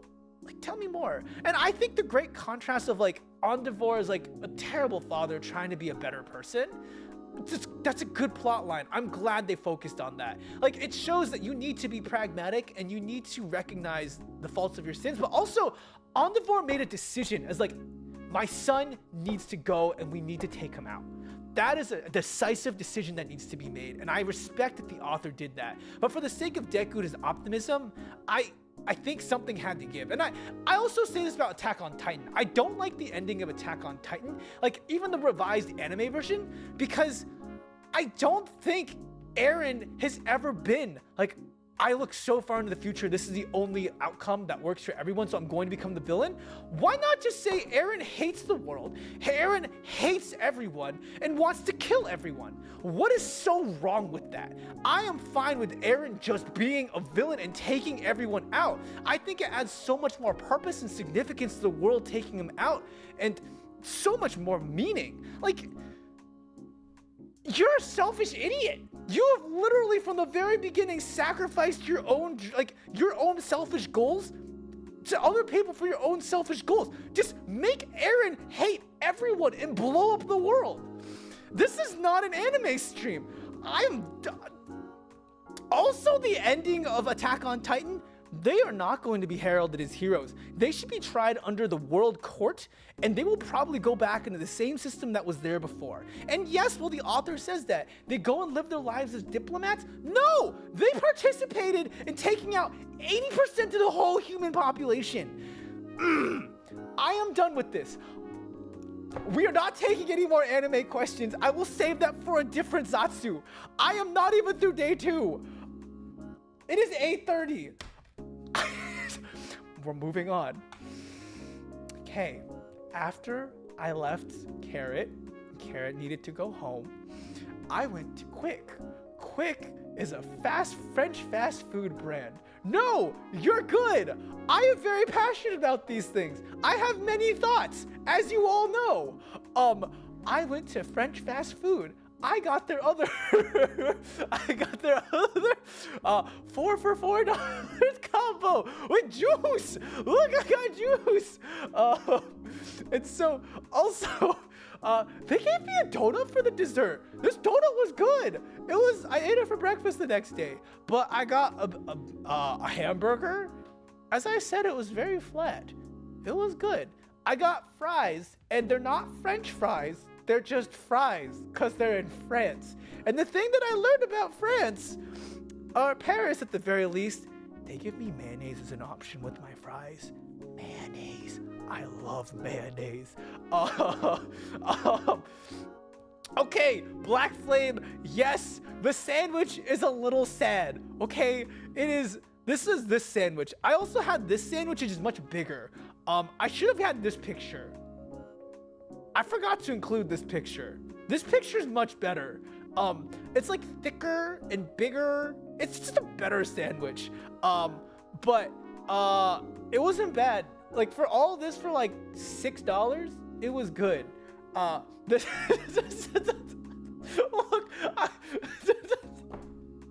okay, fine. Admittedly, it looks really sad. This one looks really sad. I swear this one looks better. I just did not include it. Okay, let me see if I included a picture of the better one. Okay, let me see if I can find the better sandwich.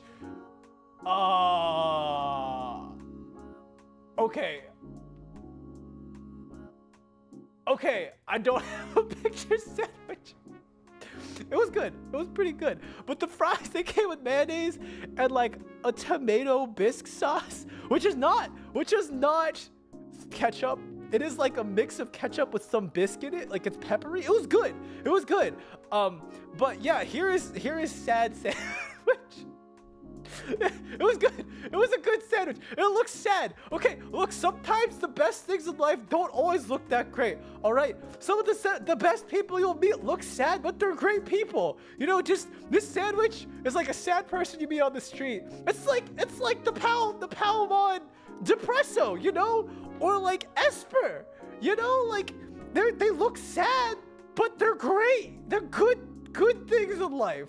And you know, sometimes the best things in life are just sad. You know, Judy in general may have some forms of depression, but I'm pretty happy it's well tasting, you know? Yeah, we're moving on. I went to sleep after that. We're moving on from all these things about depressing sandwiches. What happened the next day? Oh, the next day. Okay. So, on my third day in Paris, I went to the Palace of Versailles. And, okay. I went down to the tube and I went to buy my ticket. And the instructions were not clear. I had read that you have to buy a special ticket, and I thought I bought a special ticket. But no one was at the help desk that morning. They were late for their shift. It was like 9 a.m.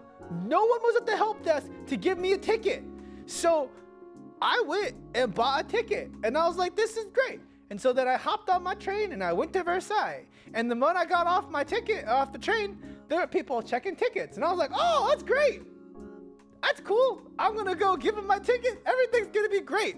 And so they talked to me, and yes, you did. You did warn me about the zones, Karen. I thought I checked the zones. I thought I checked the zone. And so the lady pulls me over, and she's like, this is the wrong ticket. And so then she's like, this will be 35 euros. And I was like, I didn't actually understand what was going on. So in my head, I was like, so is this the cost of the original ticket, or is this a fee? Like, did I just get fined? And so later on, I went and checked, and I was like, excuse my language. Fuck, I got fined.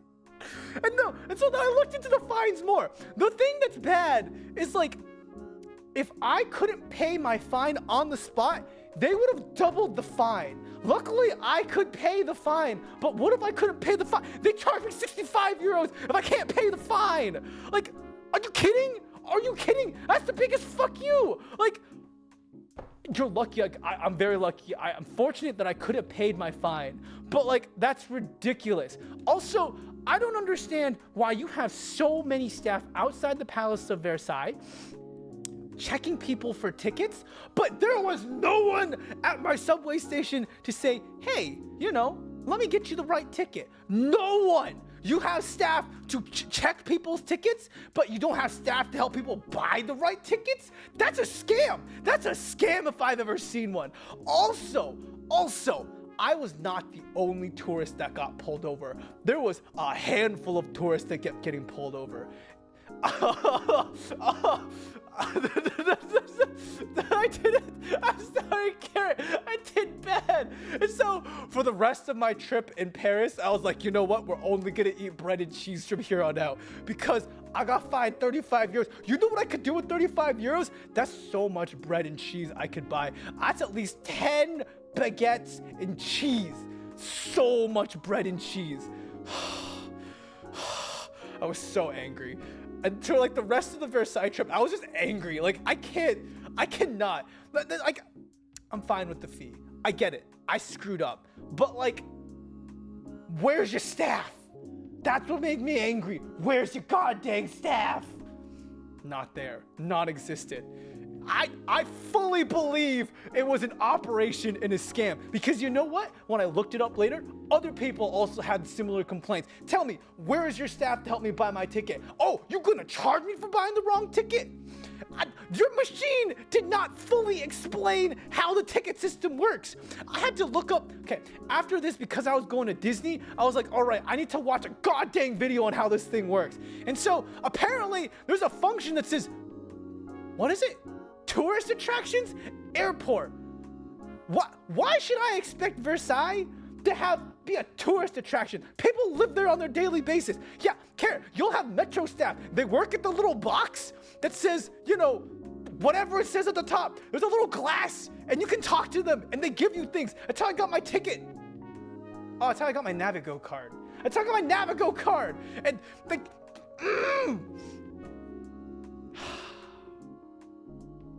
yeah, you also have staff to charge me for getting the wrong ticket. Anyhow, you know, yeah, sure, they gotta make some money somehow, but also, why don't you just raise the price of the ticket? Anyhow, I went to the Palace of Versailles angry, and you know what?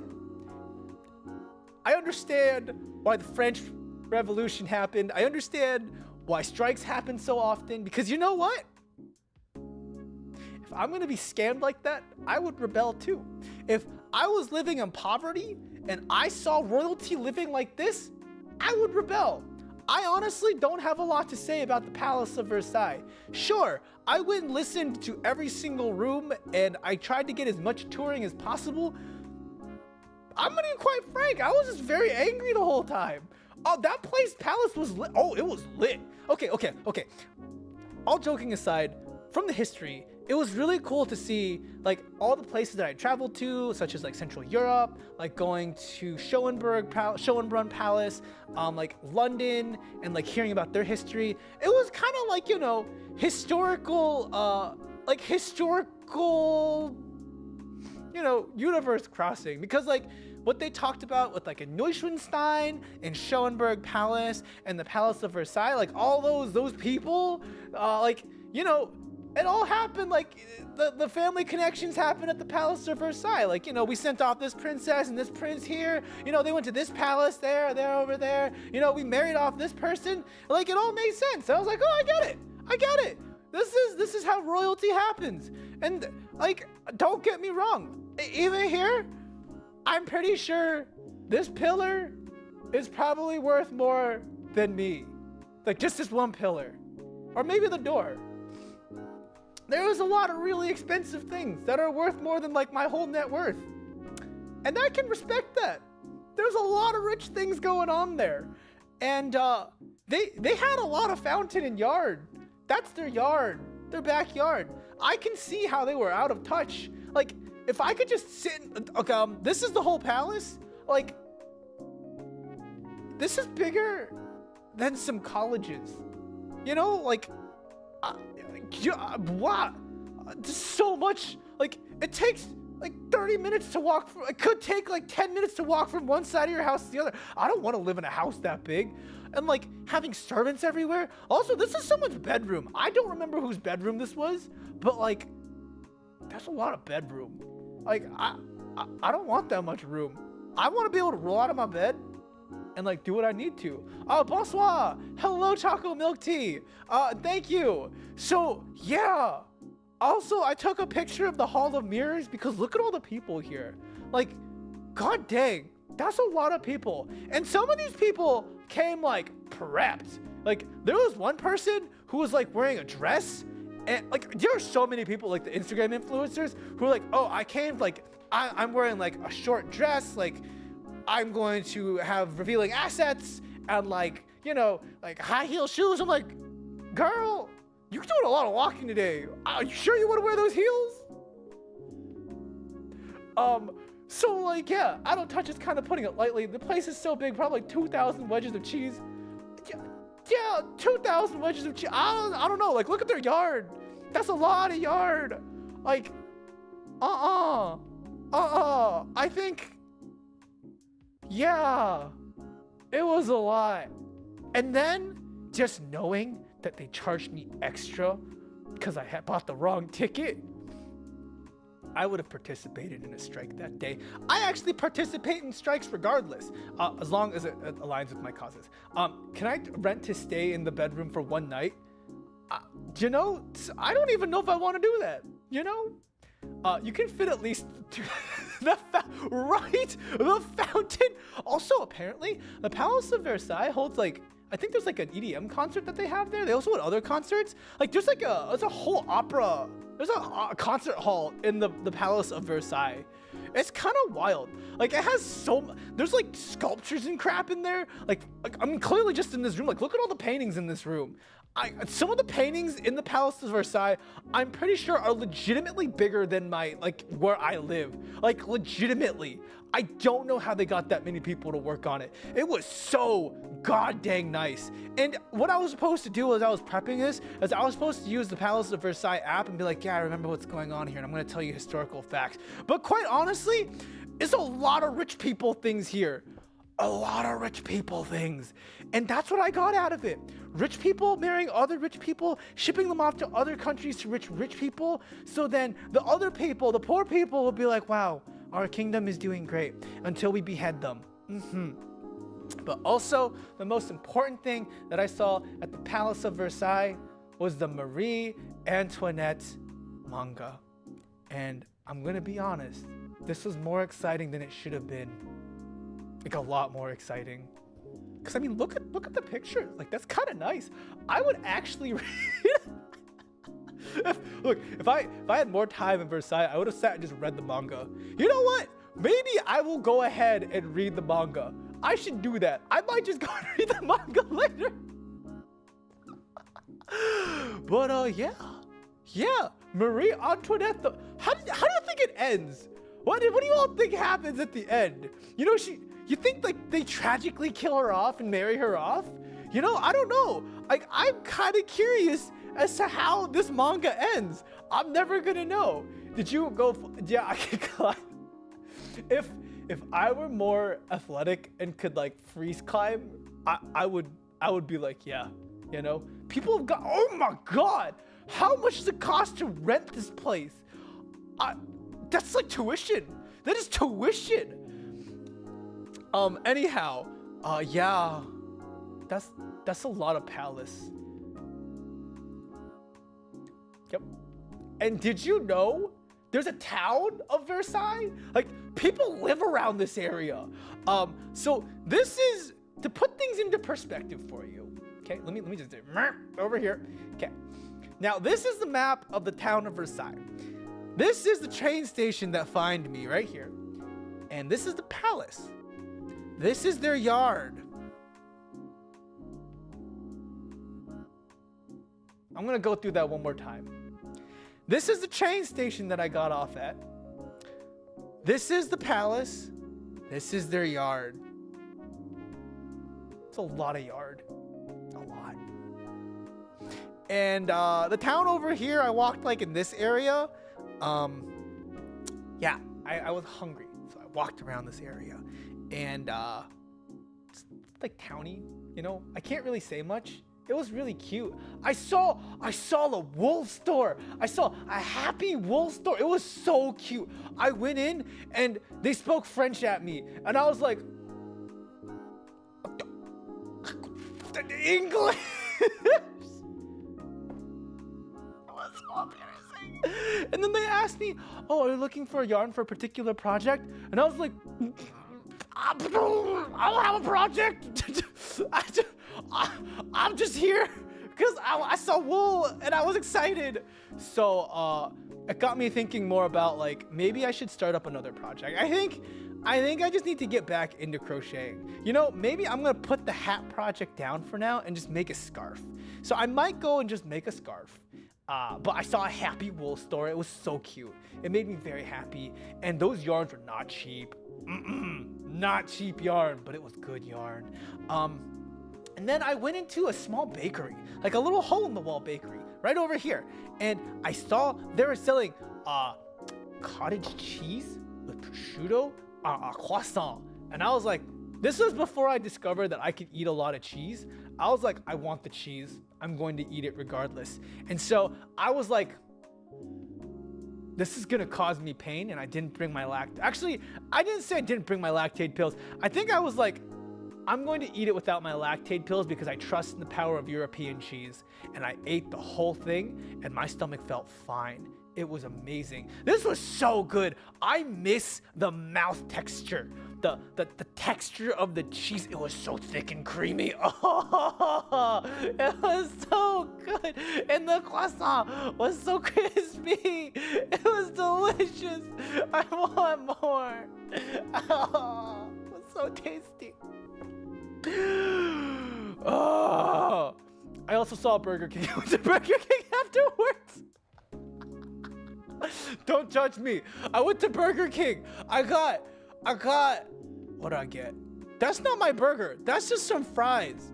I got a burger there. It wasn't bad. It was like, it was a special French thing. I'd never seen one in America, but it had like a different sauce to it.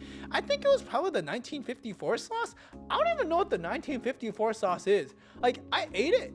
It was weird. It tasted like fish. And I was like, what? Why does it taste like fish? I'm pretty sure it's not fish-based, but it tasted like raw salmon. I like raw salmon, but like, I like raw salmon flavor with my raw salmon, not in my 1954 grilled sauce. Like, that's weird. Oh, it came with onion rings too, and a drink. I got more juice. It was good. It was good. I would Burger King there again. But after that, I was just very upset because one, I had to pay to get here. And I was like, I'm leaving. We're going home. And so I went home. So I went back to the Eiffel Tower. And at the Eiffel Tower, I got a, my travel buddy likes taking pictures. So my travel buddy was like, okay, we'll go back to the Eiffel Tower. Since you're taking a bunch of pictures of me, I will buy you food. So I got a croque monsieur and I got a crepe, a Nutella, a chocolate crepe. Oh, I took a video and I didn't make it. But yes, the croque monsieur, oh my God. After I discovered I could eat cheese, I ate so much cheese. A croque monsieur is just basically toast with cheese and more cheese. It was tasty. It was so tasty. So much cheese. It was so gooey. Oh my God, I enjoy cheese. I have a passion for cheese. And then I had like a proper good French dinner. And so over here, I got like a beef stew type thing. It was really tasty. Also, the aesthetics of the restaurant was really, really nice. And my travel buddy got a sea bass with salad and ratatouille. And so it was just, oh, This was so good. It was so good.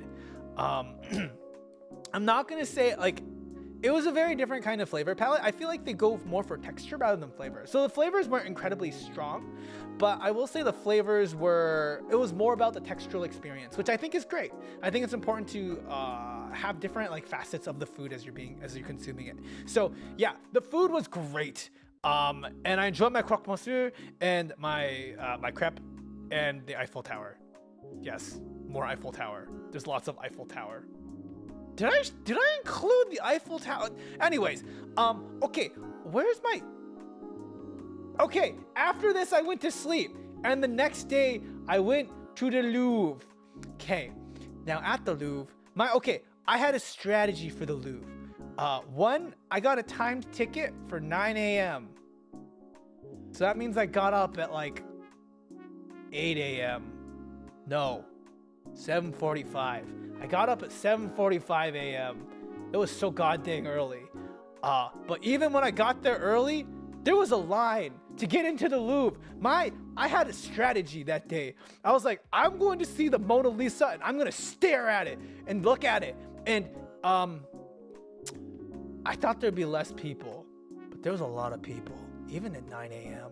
It was kind of surprising. So basically I got in line, and the moment we went in, I booked it to the Mona Lisa, and I was looking at the and I passed a bunch of other things. I passed the Winged Victory, and I was super excited to see the Mona Lisa. I was also told the picture on the other side of the Mona Lisa is really nice, by Zhuni XXL, who's like an art person. But I got to the Mona Lisa. I'm gonna be honest. I'm just not cultured enough. I didn't get it. I read the description and like, okay, I get it now, but like just looking at the Mona Lisa, I feel like I don't know enough about the Mona Lisa to really appreciate it. And I think the Mona Lisa, in regards to the technique of how the Mona Lisa was painted, is more is what people really appreciate. But like when I look at pictures, I want to know there's of course the story, but like the historical, cultural significance of the piece, of the time. What did it reflect of the time? And while yes, you can look at this picture and say, yes, she was a wealthy Parisian, etc. She commissioned blah, blah, blah. Like, I feel like this picture, the death of Sardanapalus, spoke a lot more to me. And like, when I went into here, I passed this picture and I was like, this must be an orgy. I wonder why it's in here. And so I stopped and then I read it. I'm like, oh God, that's not an orgy at all. This is actually pretty tragic. So let me explain. Is Mona Lisa waifu material up close? Also, thank you, Carrot. Thank you. I'm not gonna say that it's overrated. But I think maybe I just didn't appreciate it particularly well enough. Yeah, it's like the technique of how it's painted. But you know, it's a small piece. Da Vinci made it, and like, sure, I understand the techniques, but like, I think there's a lot of other art that can tell more stories than the Mona Lisa. So yeah, basically, look, yes, Mona Lisa just got a lot of marketing. Like, yes, let's go back to this picture. Okay, so again, as I walked past this the first time, I was like, this must be just like some orgy. Why is this in the Louvre? Like, look, this dude is just laying down like, yes, come at me. Come, my women. Like, engage in intercourse with me. And then there's like all these other people here. And then I like stopped for a moment and I was like, wait a second. This is kind of violent in some places. Maybe he's into that kind of stuff. So then I stopped and read the plaque, and this piece is called The Death of Sardanapalus, because this is after this dude over here lost his kingdom. He got his kingdom taken over, and this is moments before they burn him alive. And so what he wanted was, instead of me being burned alive, I want everything that I loved and anything that I appreciated to die with me. And so in this scene, you see these slaves, the black people, dragging like horses and like bringing other important like luxury golds with him, and they're all about to be burned alive. And I was like, that's not an orgy. That's not an orgy at all. Oh my god. This is about a selfish man who thinks he's gonna bring all his wealth with him. Like this lady, one of them's trying to kill themselves before she gets burned alive. And I was like, oh shit. Like, god dang. So yeah. Also, I think like the amount of perspectives in here, the different people who are brought into this picture, the vibrancy of the colors really brings out how the death of Sardanapalus works. So I really enjoyed this picture looking at it because one, I really enjoy the clarity, but also the story behind it, the historical significance and capturing that moment. Like you can tell how people are portrayed in society at that time. There's so much to pull apart from this picture, and I choose this picture because of like the initial orgy, but like it's not at all. And because of like my own premonitions about the picture, I was like, this is a really good one to talk about on stream. And so because also orgy, but not actually orgy, because Zhuni doesn't go on a trip and like not talk about some phallic sexual reference. Basically on every single trip I've gone on so far, you have the two wolves in Zhuni, the sex is funny versus I like abstract art and I really enjoy sociocultural analyses. This one, I think the death of Sardanapalus really captures both sides of Zhuni. Like orgy, no, not. He was a ruler of a particular kingdom. I forgot. I actually have the description in here. One second. My notes for this one. The rebels besieged him in a palace lying on a superb bed. At the top of an immersed pyre, Sardanapalus ordered his eunuchs and his officers of the palace to slaughter his wives, his pages, and even to his horses and his favorite dogs. None of the objects which had served his pleasure were to survive. Yep. So there you go. Yep. Not funny, haha. Not funny, haha at all. Ha. Yay! Okay, so while I was there, I realized some people walking around with Nintendo 3DSs, and I was like, oh man, I should have brought my Nintendo 3DS. And then I realized, oh, that's the audio guide. I didn't buy the audio guide, but also I wasn't gonna spend an extra €6 on getting the audio guide because I didn't have the time. As I've been told by multiple people, you cannot explore the whole Louvre in one day. Also, Sylvia, have a wonderful evening. I hope you get some good sleep. Thank you for stopping by. Yeah, I just saw 3DSs everywhere. And I also saw special like headphones that said Nintendo on them. And I was like, baby, what if I bought the audio guide and forgot to return it? I just left it in my bag on accident. I didn't spend the €6 extra to do that because I'm pretty sure I really, the €6 extra would be like, oh my god, I want to use a 3DS as a guide. But yeah, I saw people with 3DSs and I was like, god dang. Yeah. So how it works is basically one of the cameras you can use to scan stuff, and so you can look at it on the 3DS and like turn the 3DS around and get different analyses of it. It was really, really cool. I did not like go and take someone's 3DS, but I was like, I wish. Oh, when I was at the Mona Lisa, a lot of people were using their 3DS to scan it. Also, another fun like cultural reference. Okay, this is actually an example of Judy attempting potentially discussing burglary. The other thing I passed on the way to the Mona Lisa was the sculpture Winged Victory. And I was passing by it and I was like, this is really cool. This looks really, really familiar though. Like, where have I seen this? And then I went into the deep recesses of my brain and I was like, oh, this is the same statue that they use for the Game Awards. So this is Winged Victory. It's intended to be looked at from the angle that I took a picture of it at, but like, it's the Game Awards trophy. I was like, what? This is so cool. So yeah, I got to see a bunch of cultural icons reference. Like I saw Liszt, like the actual Liszt painting. I saw Winged Victory, which is the Game Awards trophy. Like it was so cool. I saw the Mona Lisa. I was like, wow, I am cultured. I am Judy. Ha ha ha ha. Academia. Ho ho ho ho. But it was really cool seeing it in person though. The sculpture it has a particular air and ambiance to it. And then the last thing I went to is the history of the Louvre. And so the Louvre was actually built originally as a fort, way back when. And then slowly it became like a fortress, and it transitioned to like palace life.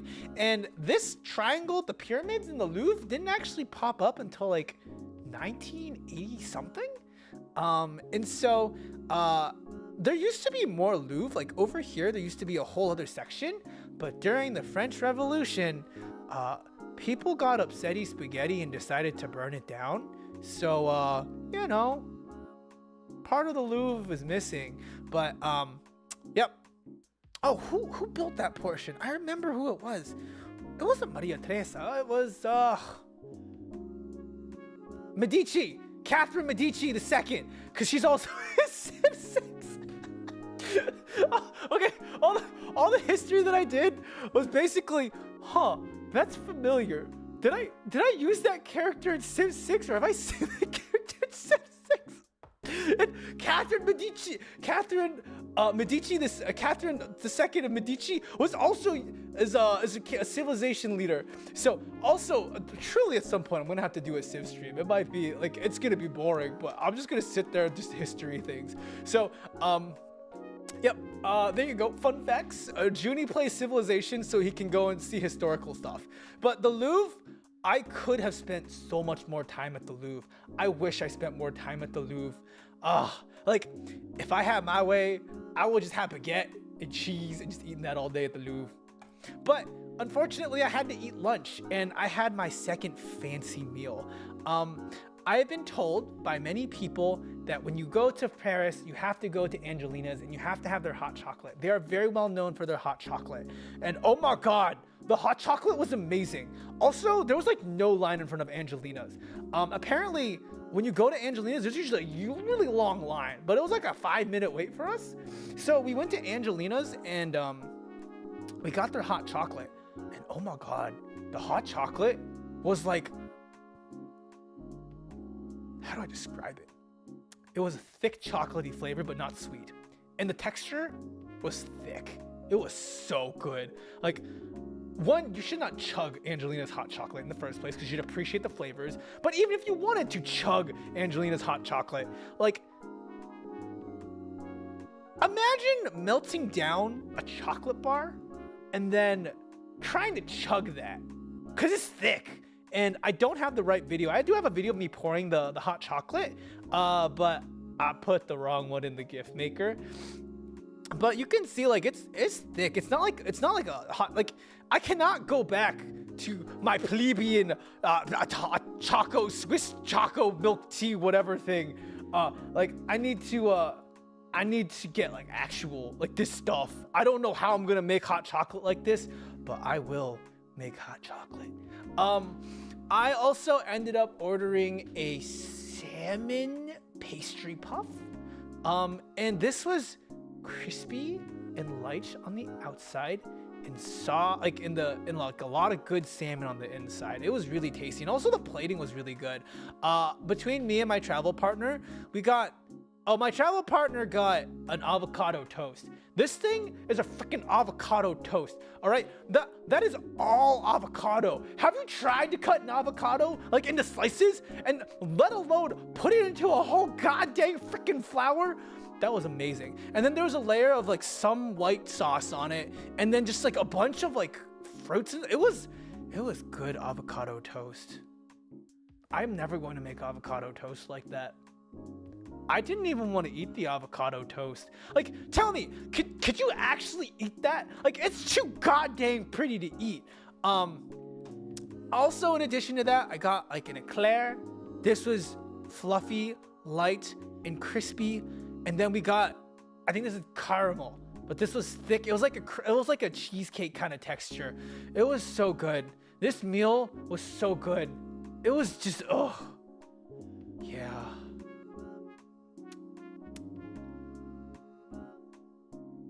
I miss it. Not on my dime though. My travel partner wanted to go. So, yeah. So this was really, really good. I would definitely recommend going to Angelina's if you do ever get to go. And if you go, just you get the hot chocolate. Oh my God. There was a lady who was sitting next to us. She was so elegant. One, I did not stare. I was sitting, like my back was facing her. But like, oh my God. Like this lady was so pretty and elegant. Like she was living her best Parisian life. And I was like, I wish I could be you. Like she had like a little tray of pastries and she had her fork and her knife out and she was cutting it, and like her makeup was on point. Her face was like glistening. Her hair was gorgeous. And I was like, I'm glad I'm glad I'm sitting away from you, because I'm pretty sure I would be staring at you in the most rude and appalling way, and you would just think, oh my God, who is this creepy kid? And she was so pretty though. Like I could not with how pretty she was. Like it was like mind-bogglingly pretty. And she was there just like with her phone and like a notebook journaling, and I was like, one, how do I become as pretty as you? And two, how do I become as elegant as you? Oh my God, she was so pretty. Like obviously I'm not gonna take a picture of her and be like, oh my God, hi, I'm a VTuber and I'd love to take a picture of you and be like, hi, let me talk. No, that's so rude. But like, I will remember her in my head. She was so pretty. Like it's not even like, you know, like sometimes like, oh, is she hot or is she cute? Like, no, she truly embodied elegance and exuded like, she was so pretty. So goddamn pretty. Also, our waitress was cute, but she was so pretty. Yeah. Oh my God. Anyhow, moving on. No, I did not talk to her. No, Zhuni would not talk to her. Oh, this was my bougie day. Okay, the other thing was, I went to a Louis Vuitton, and I'm never gonna ever be comfortable in one of those stores. Like, you go in, and they're like, hi, what are you looking? Okay, first you have to set up an appointment to go into a Louis Vuitton. You can either wait in line or set up an appointment. I set up an appointment because I learned from my Central Europe experience.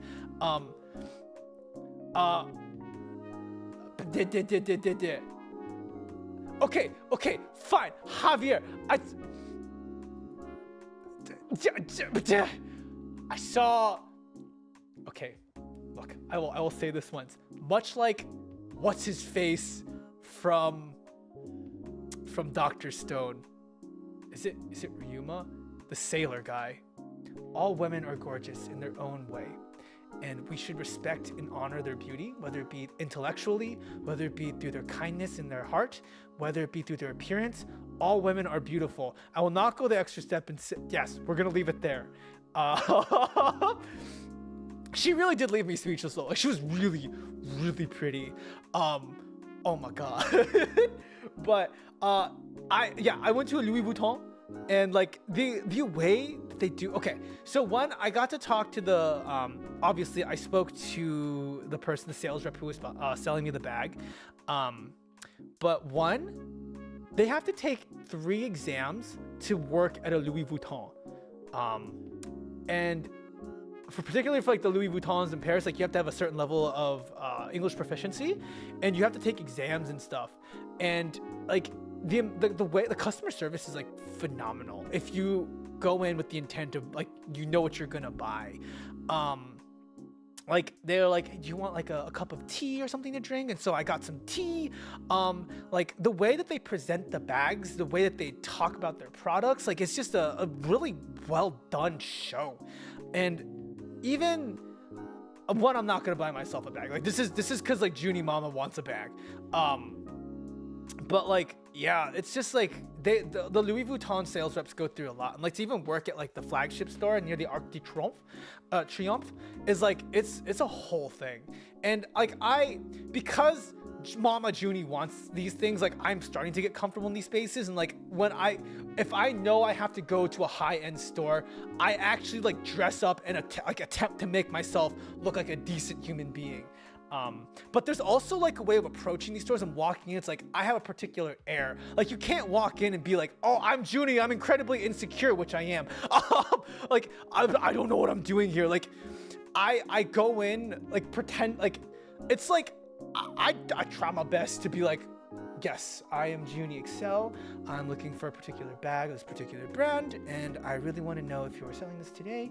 And I really love to take a look at it closer and to understand the materials and to understand the background, etc. I'd be more than happy to see these bags, etc.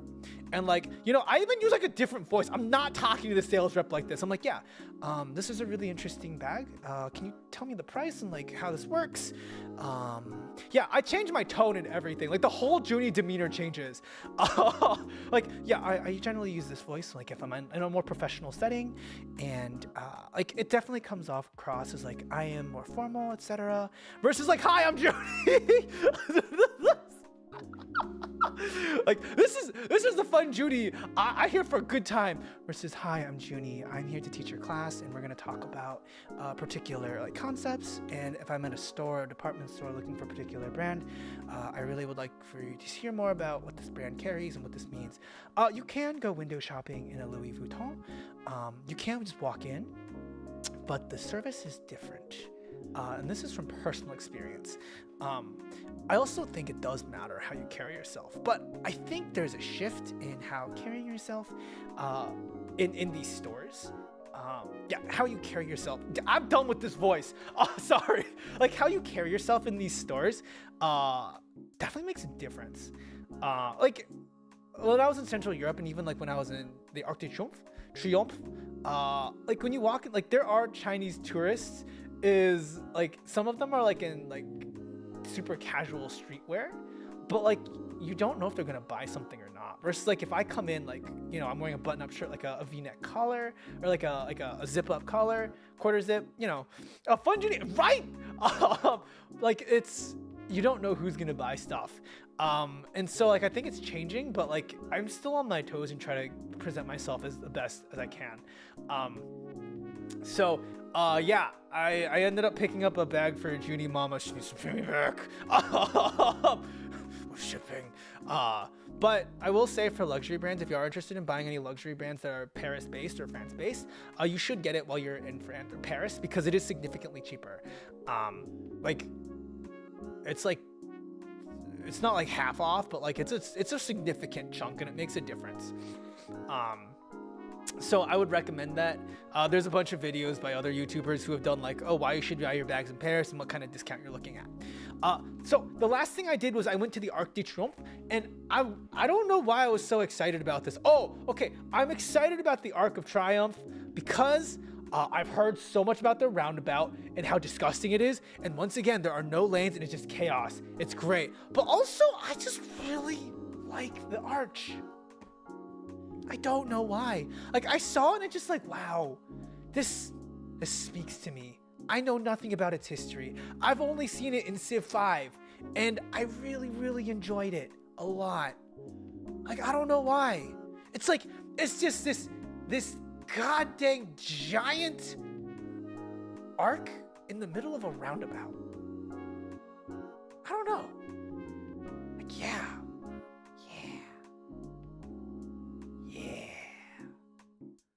Anyways, it was raining and I wanted to get out. I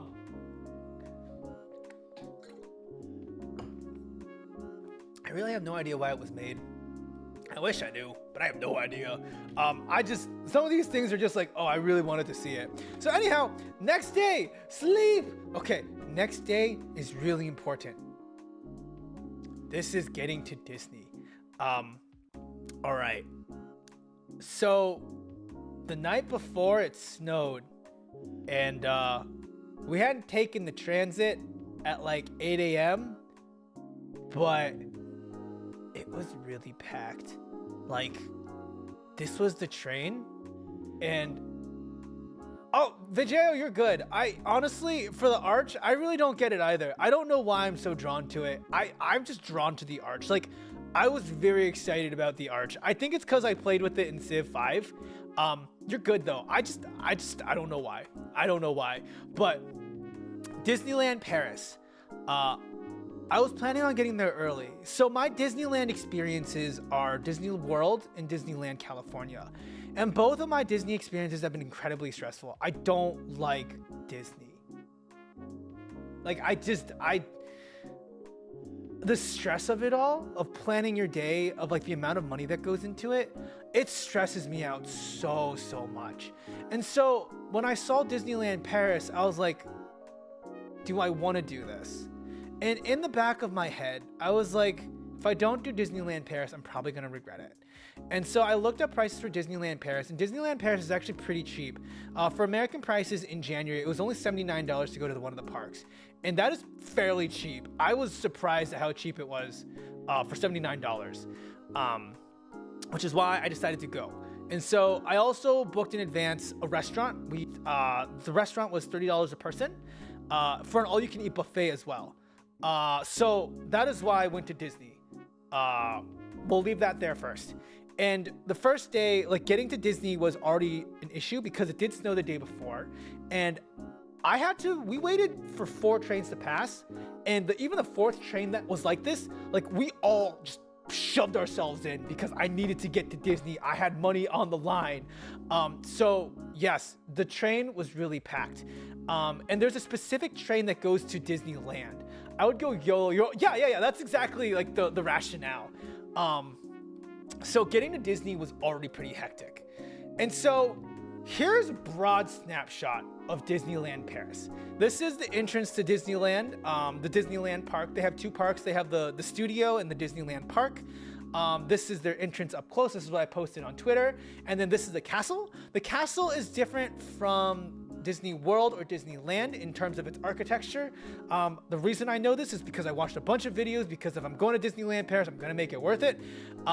What makes Disneyland Paris, the castle, unique is at the bottom of the castle there is a dragon, and also they specifically use French architecture, which is why it looks slightly different. I'm going to be honest, I'm actually a fan of the Disney World castle much more than the Disneyland Paris castle, but I do recognize it has its own charm. On the sides, you also see little sculptures that are like minimalistic versions of Disney characters. So there's Princess Tiana, there's Princess Aurora. They also had not villagers, they had villains such as Jafar. They had good old what's her face, Ursula. It was really cool to see it. I was cold and people were taking pictures with a bunch of snow. Later that evening, I just read an article like, rare Disneyland Paris snow. And I'm like, that's not rare. It snows here. Why is it rare? Anyways, stuff was cold and frozen. This is the Main Street, and Main Street USA is what it's called. And I was curious if it looked any different. And like when I walked through Main Street USA, I was like, yeah, this tracks. Some activities that I did, I went on It's a Small World, and wow, going on this ride, I have to say the sound design was really good. Also, the amount of time and energy that goes into making all of these dioramas and these characters and like the cultural history that they have to get right. They had an American one. They had football. Football. They had the America one. I forgot. I didn't get a picture of the America one, but I thought it was hilarious. But they had the America, It's a Small World, and they just kept singing, It's a Small World After, in French. And I was like, I don't know. Actually, I do know what you're singing.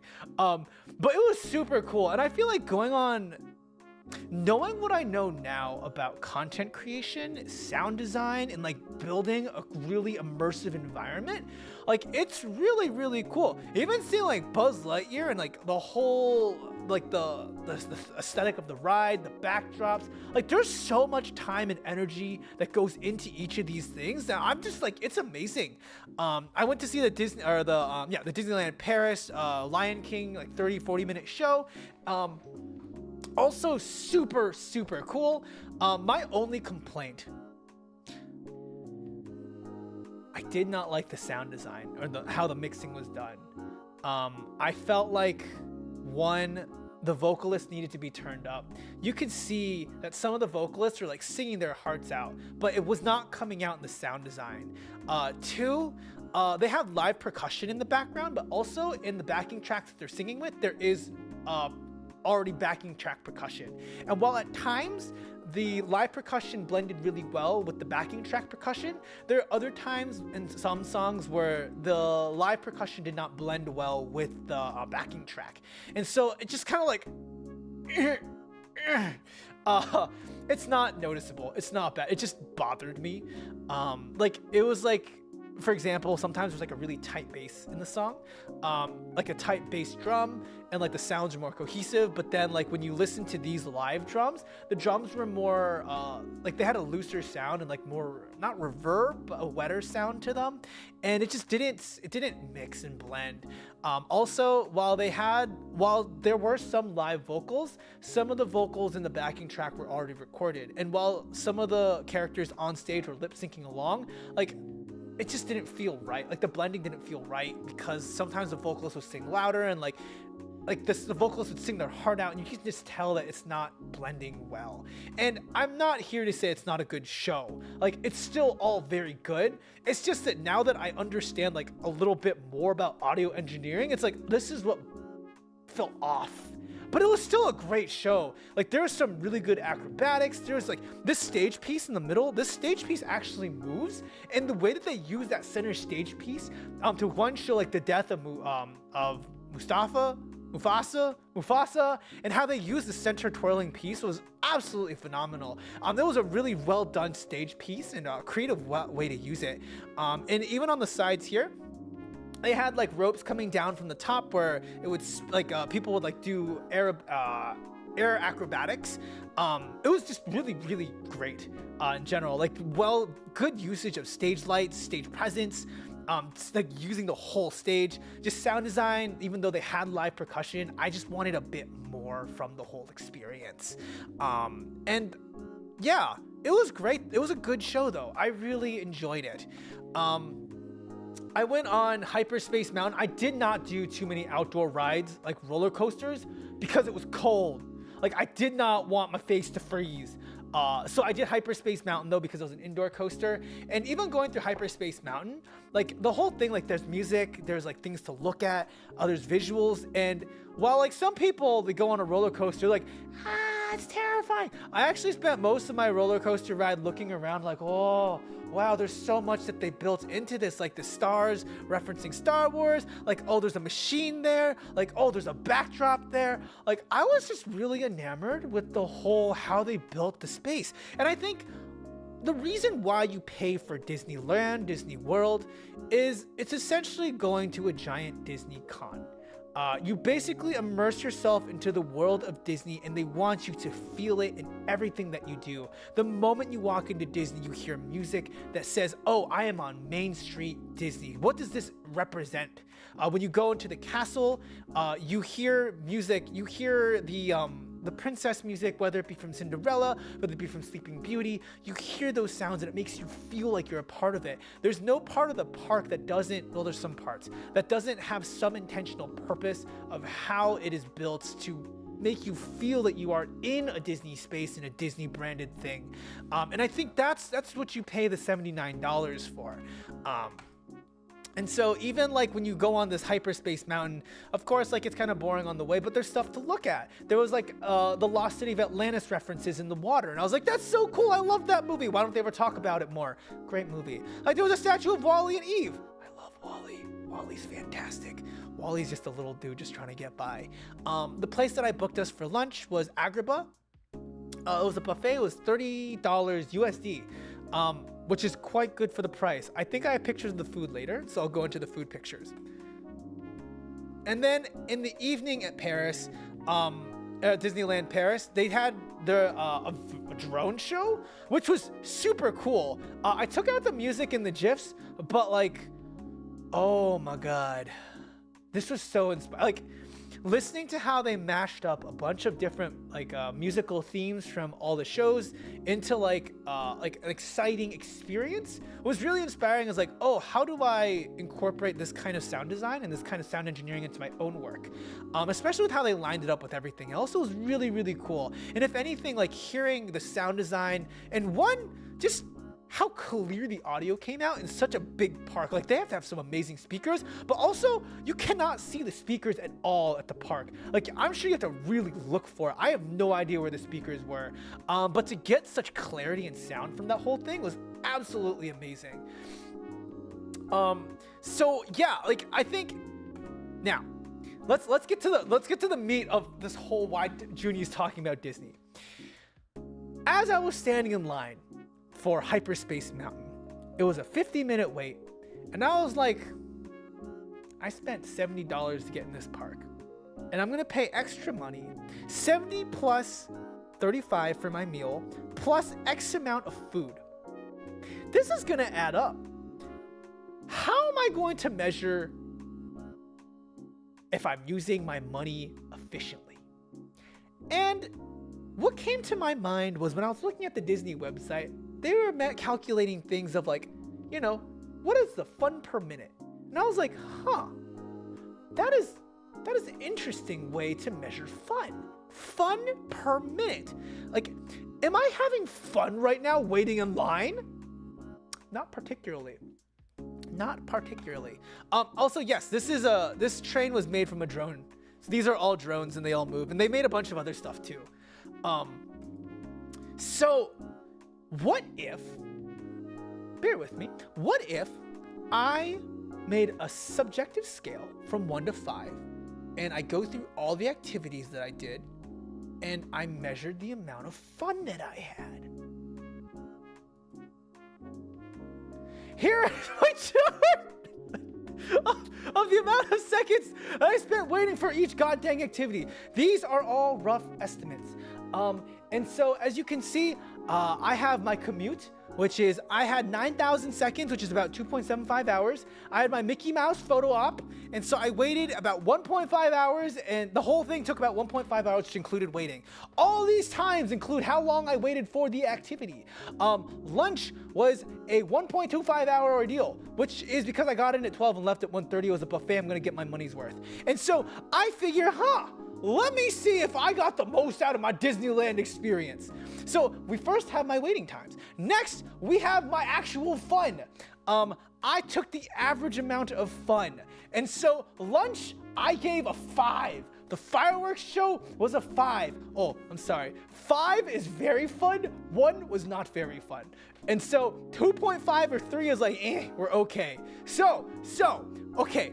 5s, lunch, 5, fireworks, 5, drone show, 5. Lunch, I would, if you ever go to Disneyland Paris and you need like a cheap eat, basically just go to the buffet for Agrabah, book in advance. It's $30. I did not have to eat dinner because I ate too much, but it was good food, and I may have gained a couple pounds from that, but I did not have to eat dinner, and I had a pretty good dining experience.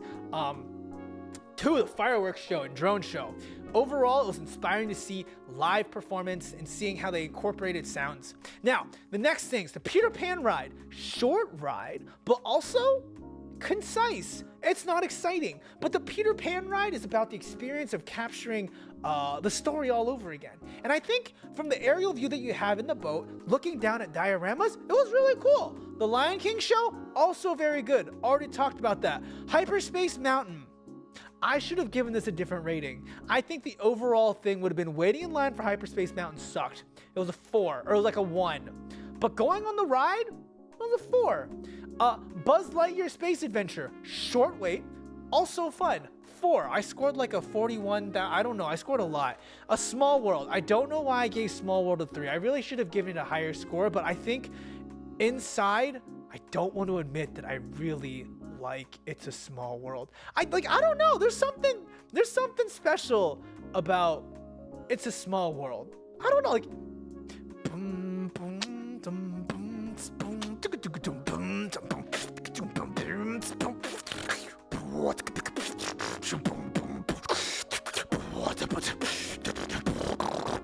you know, it's a small world. it's such a simple melody. Bum bum bum bum ba da da da da da da da. It's cute. It's cute. Pirates of the Caribbean ride, I honestly went on it to kill time. The Mickey Mouse photo op, I waited a whole goddamn hour and a half. Oh, Vijeo. Let me get my piano out for you. Okay. It's a small world.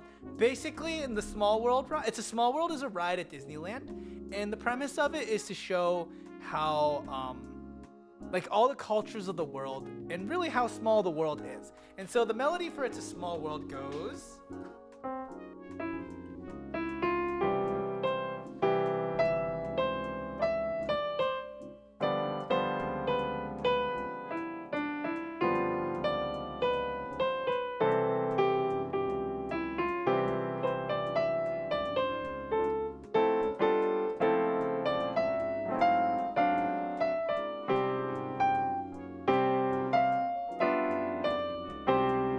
Yeah, it's a small world. And so basically the ride takes you through all the parts of the world, and you see how they dress, and they go through different languages and sing It's a Small World after all. It's a really, really cute ride. And I think I just don't want to admit that I love it. Also, bye, Hero, go eat lunch. I appreciate you for stopping by. Yes, Rob, you're fancy, Rob. I'll fight you.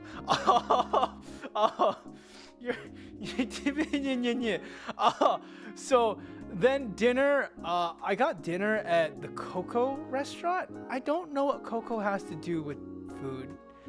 Coco is. Remember me. Although I have to say goodbye. Remember me. Don't let it make you cry. Cause even if the world will fall. It was like I got a burrito. So it was okay. I enjoyed the experience of it. That waking up wasn't fun. The center castle, I'm quite honest, I'll be annoyed with it. There were just too many people taking pictures. I was just so much. The shopping is a 2 because I'm poor and everything's expensive. Loitering was a 2 because there's no good loitering spots. So then the next thing I did was, what if I calculated, because I know that I spent $72 to get in here. What if I said, oh no, did I calculate? Did I include the price of lunch? So what if I calculated the amount of time, the dollars and cents per second that I spent in Disney? So if we look at this, on Main Street, every second I was on Main Street was about 9 cents. And that means when I got lunch, my lunch was 3 cents per second there. And so next to these numbers is how I rated it. So it's basically, I spent 9 cents a second on Main Street, which I didn't spend that much time on Main Street. I spent 15 minutes on Main Street, but I had a mediocre time. 9 cents a minute, 9 cents a second on Main Street. I had a goddamn mediocre time. That doesn't make sense. But lunch though, I had a 5 and I had 3 cents a second there. That makes no sense. You know, to really optimize this, I would need to say, I need to get the most fun out of each cent, which means that I want this number to be low and this number to be high. And this does not work because I spent 9 cents on places I did not enjoy versus the Mickey Mouse. Oh God, that was even worse. Versus like, you know, Lion King show. That's good value right there. 2 cents for a score of 4. Yes, that is what I'm aiming for. And so was Zhuni able to find some kind of way to understand his fun per second? I didn't do per second, but I was able to calculate my average fun by activity. So, did I get my money's worth? Did I get my money's worth? I would say I got my money's worth because I think I got to understand Disney better, and I got some good experience understanding how to build a better environment. And while this is like a physical environment, I think there's a lot that I can learn from like building even like a VTuber space and like the music videos, like how do I immerse the audience in there? Yeah, this is fun per second by activity. Ranky, this is just Disney. I should have done, so the reason why I didn't do this for all my activities is because it's a lot of work. I have another spreadsheet that has all of this done. Cheese is like, that was so cheap. It was definitely worth it. Cheese is definitely worth it. Yeah. So after that, I did go home because I had to head out early the next day. I went to Mont Saint Michel, and this is where I got up at literally 5:45 a.m. to get on a bus, and I kid you not, this was the bus driver's vibe the whole time. Go, go, go, go, go, go, go, go, go, go, go. Oh my God. I sat on a bus.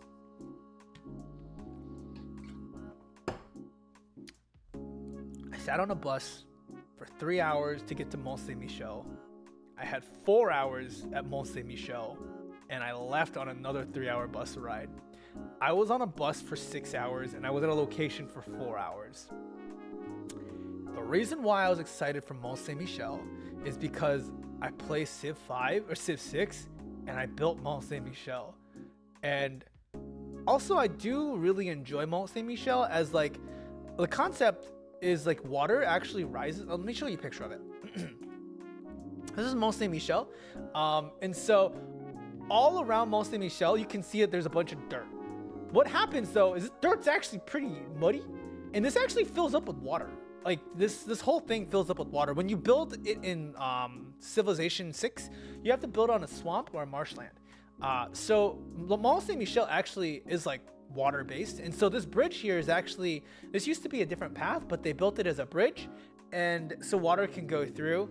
And yeah, like it's kind of messed up the ecosystem, but it's built on a rock in the middle of basically a giant, built on a rock in the middle of a body of water, which is why it's really, really cool.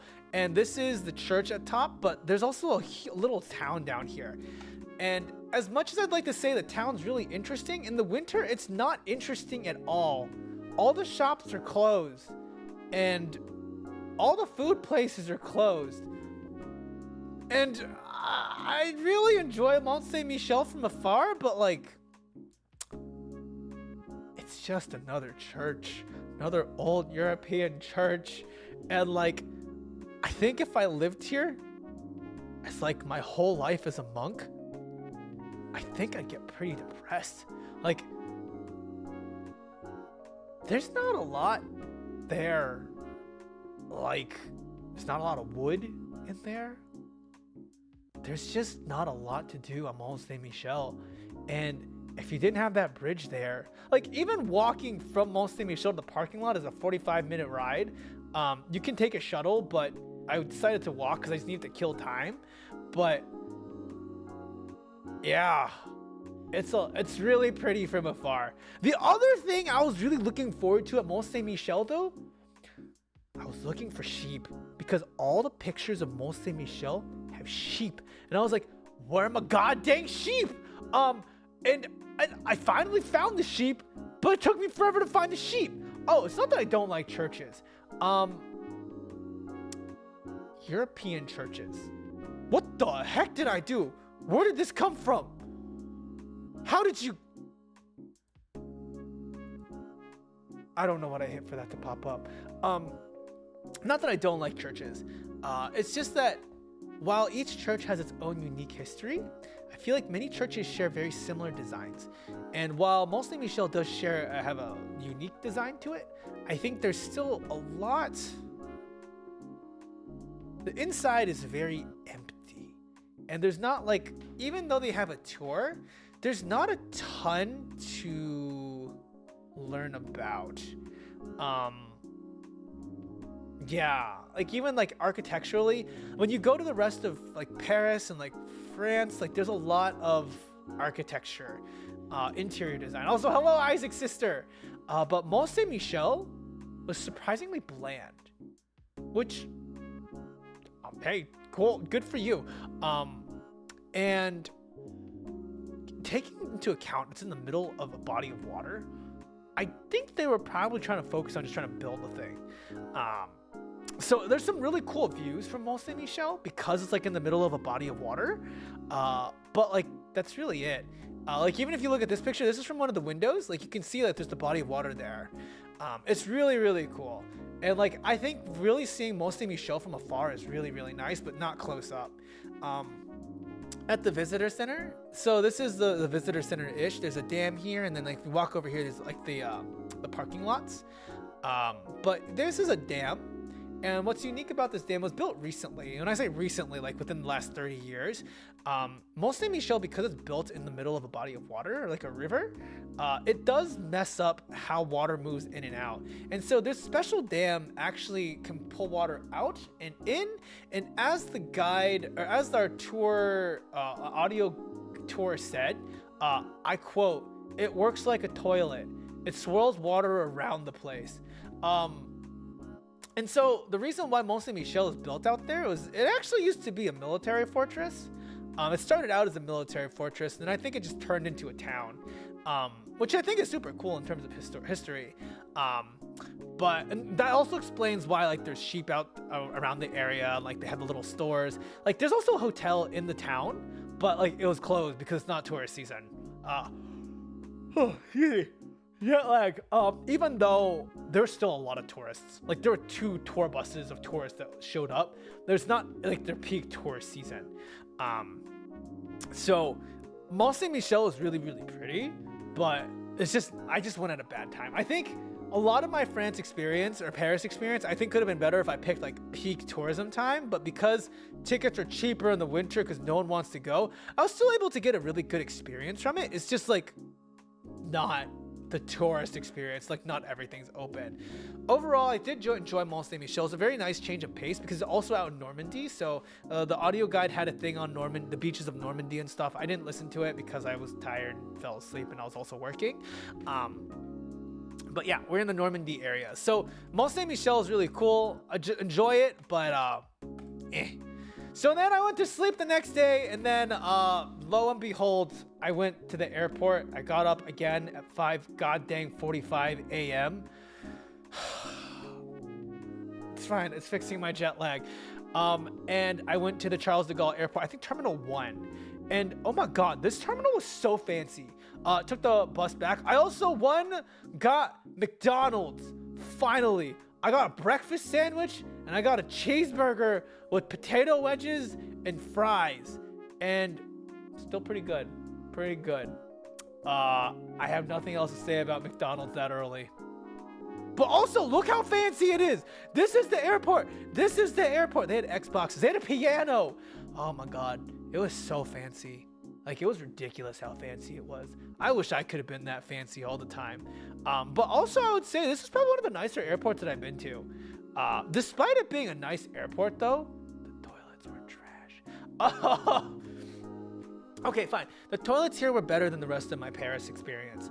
But, like, it wasn't great. Yeah. I'm glad I took a lot of pictures for you all. But anyhow, we're nearing the end of this. So, as always, we're going to do our toilet rating speed run because this happens every time. Because I put way too many slides in and not enough time. Okay, so let's get into toilets. 1, there are not as many pictures as I have in places because 1, there's too many goddamn tourists and not enough places to take pictures of toilets. Like, again, I can't just walk into places and take pictures of the bathroom because one, the tourists are gonna be like, what's wrong with this man? Why is he taking pictures of bathrooms? I don't want him taking a picture of me in my private space. But also, in general, kind of nasty. It was really nasty. So starting off with the general structure of the bathroom was different. Now, when I say there's a sink here and the toilets are here, this is like everywhere, even in restaurants. Like, I don't know, it just felt different. Like the toilets and the sinks were just so far away from each other. It was kind of weird. Like, I just didn't get it. But also, I do appreciate how French bathrooms, at least the Parisian bathrooms, there was like a literal wall. It wasn't a stall where you could see under. Like, you could not see anything. Like, it was just a wall. So I do appreciate that. Let's start with my first toilet, the History Museum. Honestly, this is better than most toilets. I think on all marks, the toilet paper was fine. It was clean. It smelled fine. And because of that, I will give it a 2.5 overall. But again, this was a pretty average toilet. There was nothing exceptional about these toilets. Like, truly nothing exceptional. The aesthetic was just gray. And like, yeah, it does match, but like, it's just a toilet in a room. And I just, honestly, looking back, this is probably one of the nicer toilets. I'm gonna give it a 3. But like, it's not an exceptional toilet. This is not a Taipei toilet. This is not like a, yeah, this is a normal toilet. The Modern History Museum, it was just clean, but also like, it just don't feel clean, you know? It just doesn't feel nice. It doesn't feel fancy. It's like, it just feels like a toilet, you know? It's not like Sydney. It's not like any of the other places, you know? It's just an average toilet. Average toilet. Average toilet. My hotel, okay, I'm gonna give my hotel toilet a 3.5 because it's an octagon. Actually, it's getting a 3 because it's an octagon. Like, my hotel toilet is a 3. Like, yeah, it was clean. Yeah, nice aesthetics, but it's just an average toilet. Also, all these places smell terrible. Like, sometimes bathrooms smell nice. These bathrooms smelled bad. They weren't good bathrooms. Like, anonymous restaurant that Carrot took us to, these toilets, this one's probably a 2. These toilets are actually kind of terrifying. Like, look at this bathroom. Does this not terrify you? Like, hello? I think someone's going to mug me in this toilet. That's a 2. That's a 2. Oh my God. Hello, SNES. We are finishing our stream up by rating toilets. Okay, the Bougie Mall Hotel is a 3. No, SNES, there were no bidets. I used average toilets. The reason why Bougie Mall gets a 3 is because it has the functions, it has the, okay, fine, 3, but it loses points because it smelled nasty. Oh my God, it loses points because it smelled nasty. Nasty. Oh, I don't know if everyone decided to go do their business at the Bougie Hotel, like Bougie Mall, but it smelled bad in there. I did not like it. Let me make a note. It smelled bad.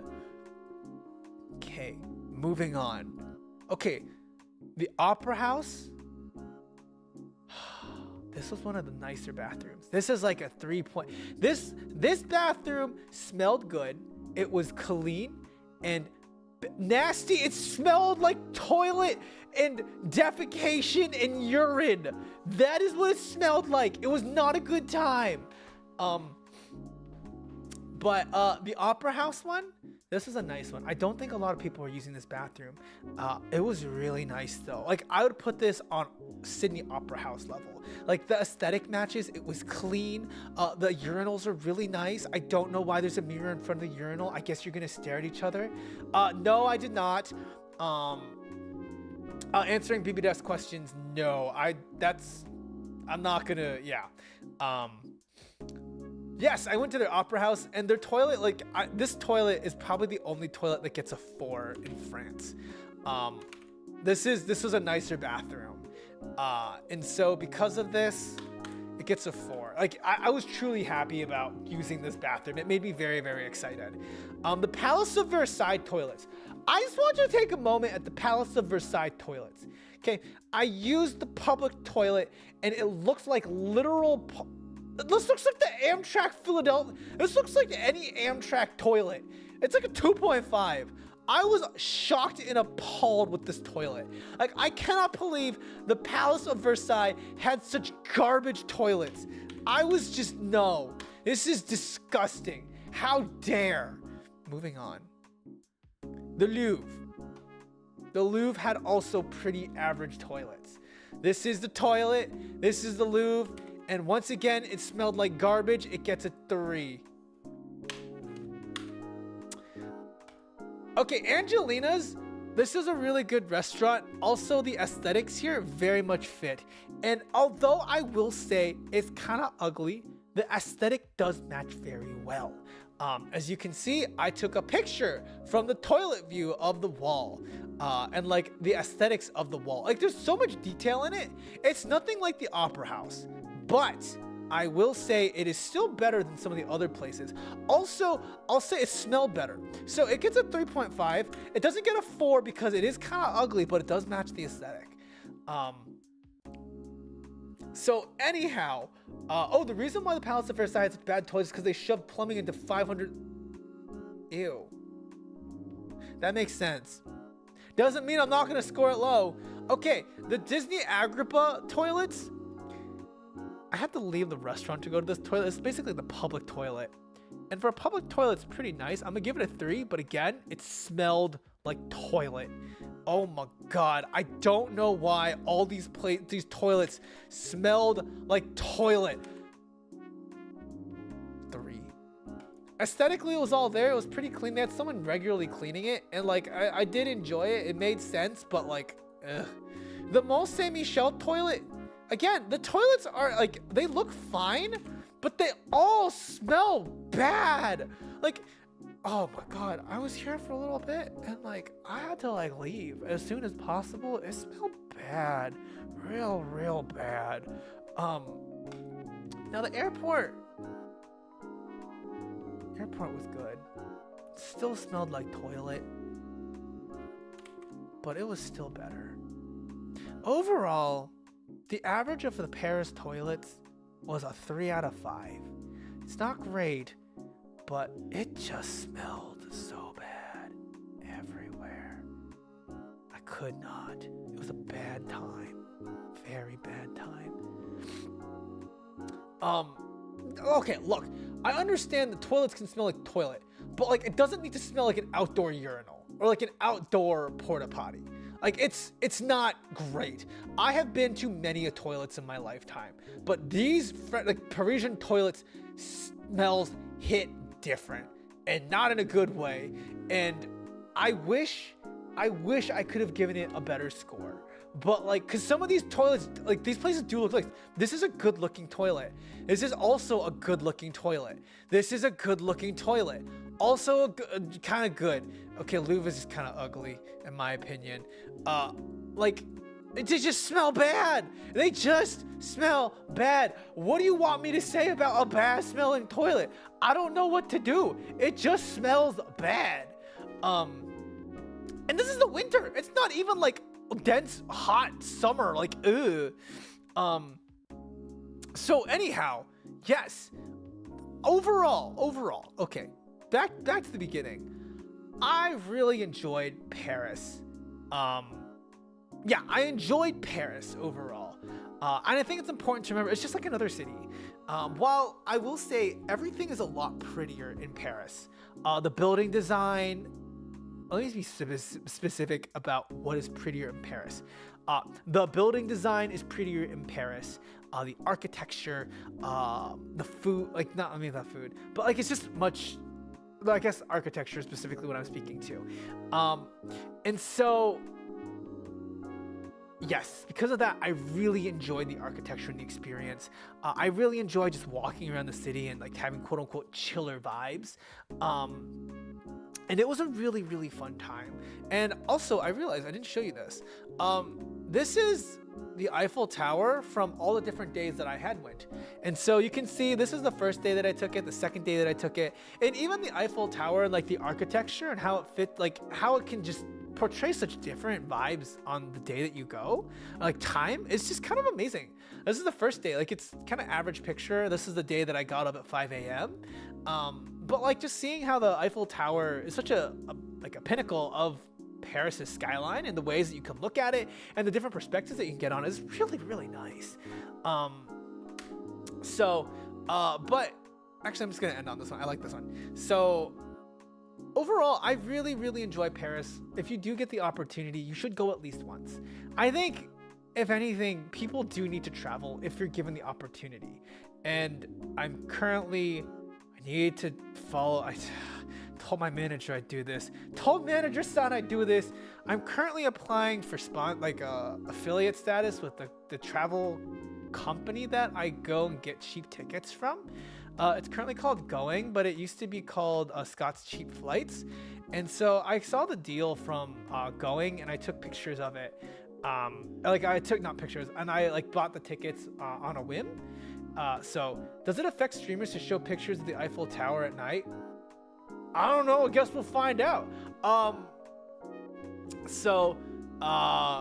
But yeah, I really think people should travel if given the opportunity. So if you ever do get the opportunity to travel, go for it. I think it really opens your eyes to how different the world is, but also, and very similar to It's a Small World, but like the world is really small. Like if you think about it, way back then they had to travel a long time on boats to get to places or like by foot, etc.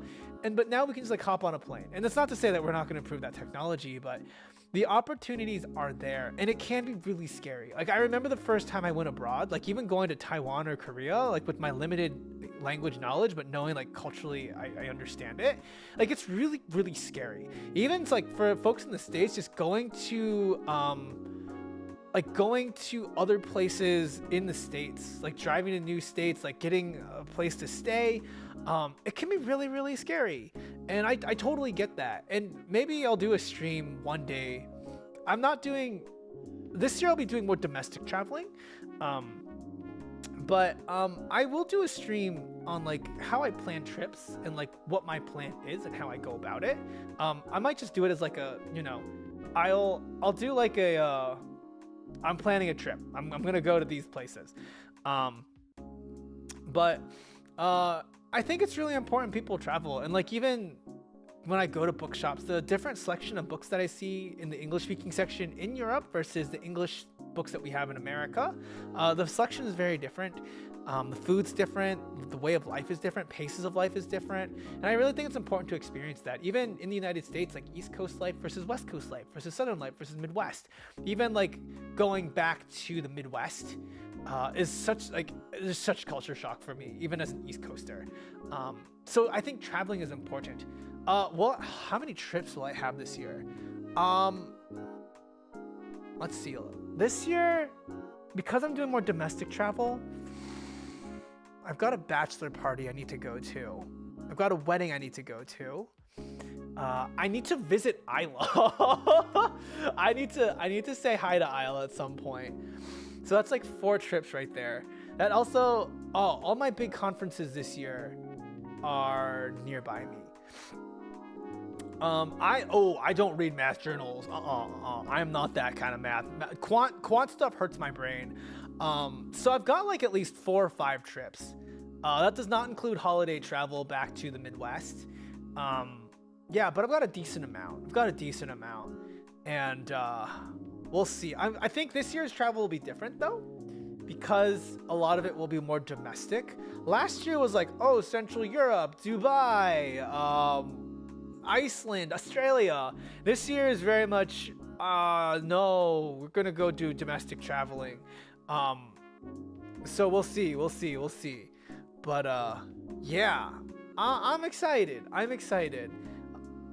Yeah, I really do miss international travel though. Going back to like the Disneyland Paris versus like Disneyland California, it's literally the same. Not all. It's about the similar flight time, maybe like 2 more hours for Disneyland to go to Paris. But it's a lot cheaper than Disneyland California in terms of cost. Also, like I checked Disneyland California, the same price for Disneyland Paris. Disneyland California is like $150 some versus Disneyland Paris was $79. I know that's really expensive for some people, but like if you want to do Disneyland and you're in Paris, you might as well just go. If you want a Disneyland experience, and that does not include that's not even calculated comparing Disney World Orlando to Disneyland. I think most other Disneylands across the world will probably be cheaper than anything you get in the United States. And the United States experience, I think, is a lot more hectic because of like Disney like mania in the United States. So yeah, I think that's it. I need to rest my voice. My voice is getting really tired, and I also have an 8:30 meeting tomorrow. I love working with people across time zones. So I am going to call it here. Let me go ahead and switch scenes. Un momento. Boop.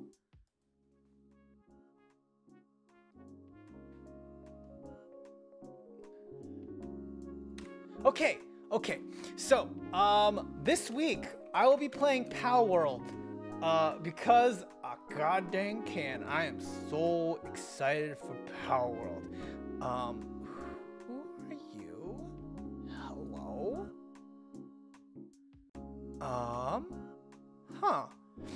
I think we're going to raid Loti? Or are we gonna raid?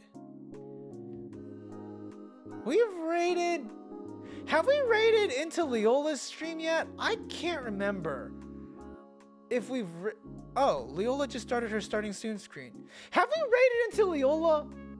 I don't recall. I don't know enough about Muna? Will you know? Oh, absolutely. Someone had made a note on what was it? On my Twitter? I might just make it a data collection stream. I have played a little bit of Power World already. Just trying to get familiar with the game, but I really do want to get more into it. So on Thursday we'll be doing Power World. But yeah, I don't recall. Loti is playing. Oh, I'm sorry, Muna Usako. I don't know. I'm gonna be honest. I don't know when I subbed. But it doesn't hurt to make friends. So we're gonna try and make some friends. I think we will. Yeah. Let's make friends. Oh God, I don't like making friends. Oh God, making friends is so hard. Why am I like this? Why am I like this? Zhuni, be better.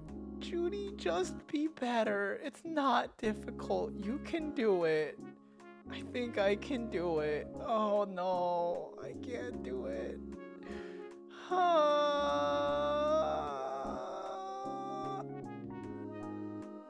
Yeah, we can do it. We can do it. We rated Irie. We rated Leola. Okay, yeah, we're gonna do it. Okay, we're raiding. I'm sorry. Usually when I go raid people, I try to speak about some of them. I think Muna, if I remember, she's really cute. Both the Pixel Link talents are super cute. Like, it hurts diabetes. They're currently playing Dead by Daylight, which I do own. I have not played it in a while. But Thursday, please look out for Power World. And yeah. We'll have fun in Pal World. I think so. So go say hi to Loti and Miuna, and please forgive my poor Japanese. That's all I have. I'm gonna rest my voice, head to bed early because I got an 8:30 meeting, and yeah, I will catch you all later. I appreciate you. Oh my God, I appreciate you all. Thank you all for being here. I know there's thousands of other ways that you can spend your time, but you choose to spend it here with me, and I appreciate that. So thank you for being here. And I hope you all have a wonderful evening. I hope you can share time with the people that you enjoy. And I hope you have a wonderful, wonderful evening. I will catch you later. Bye-bye. Oh God, wait. Bye-bye. I'm so good at this.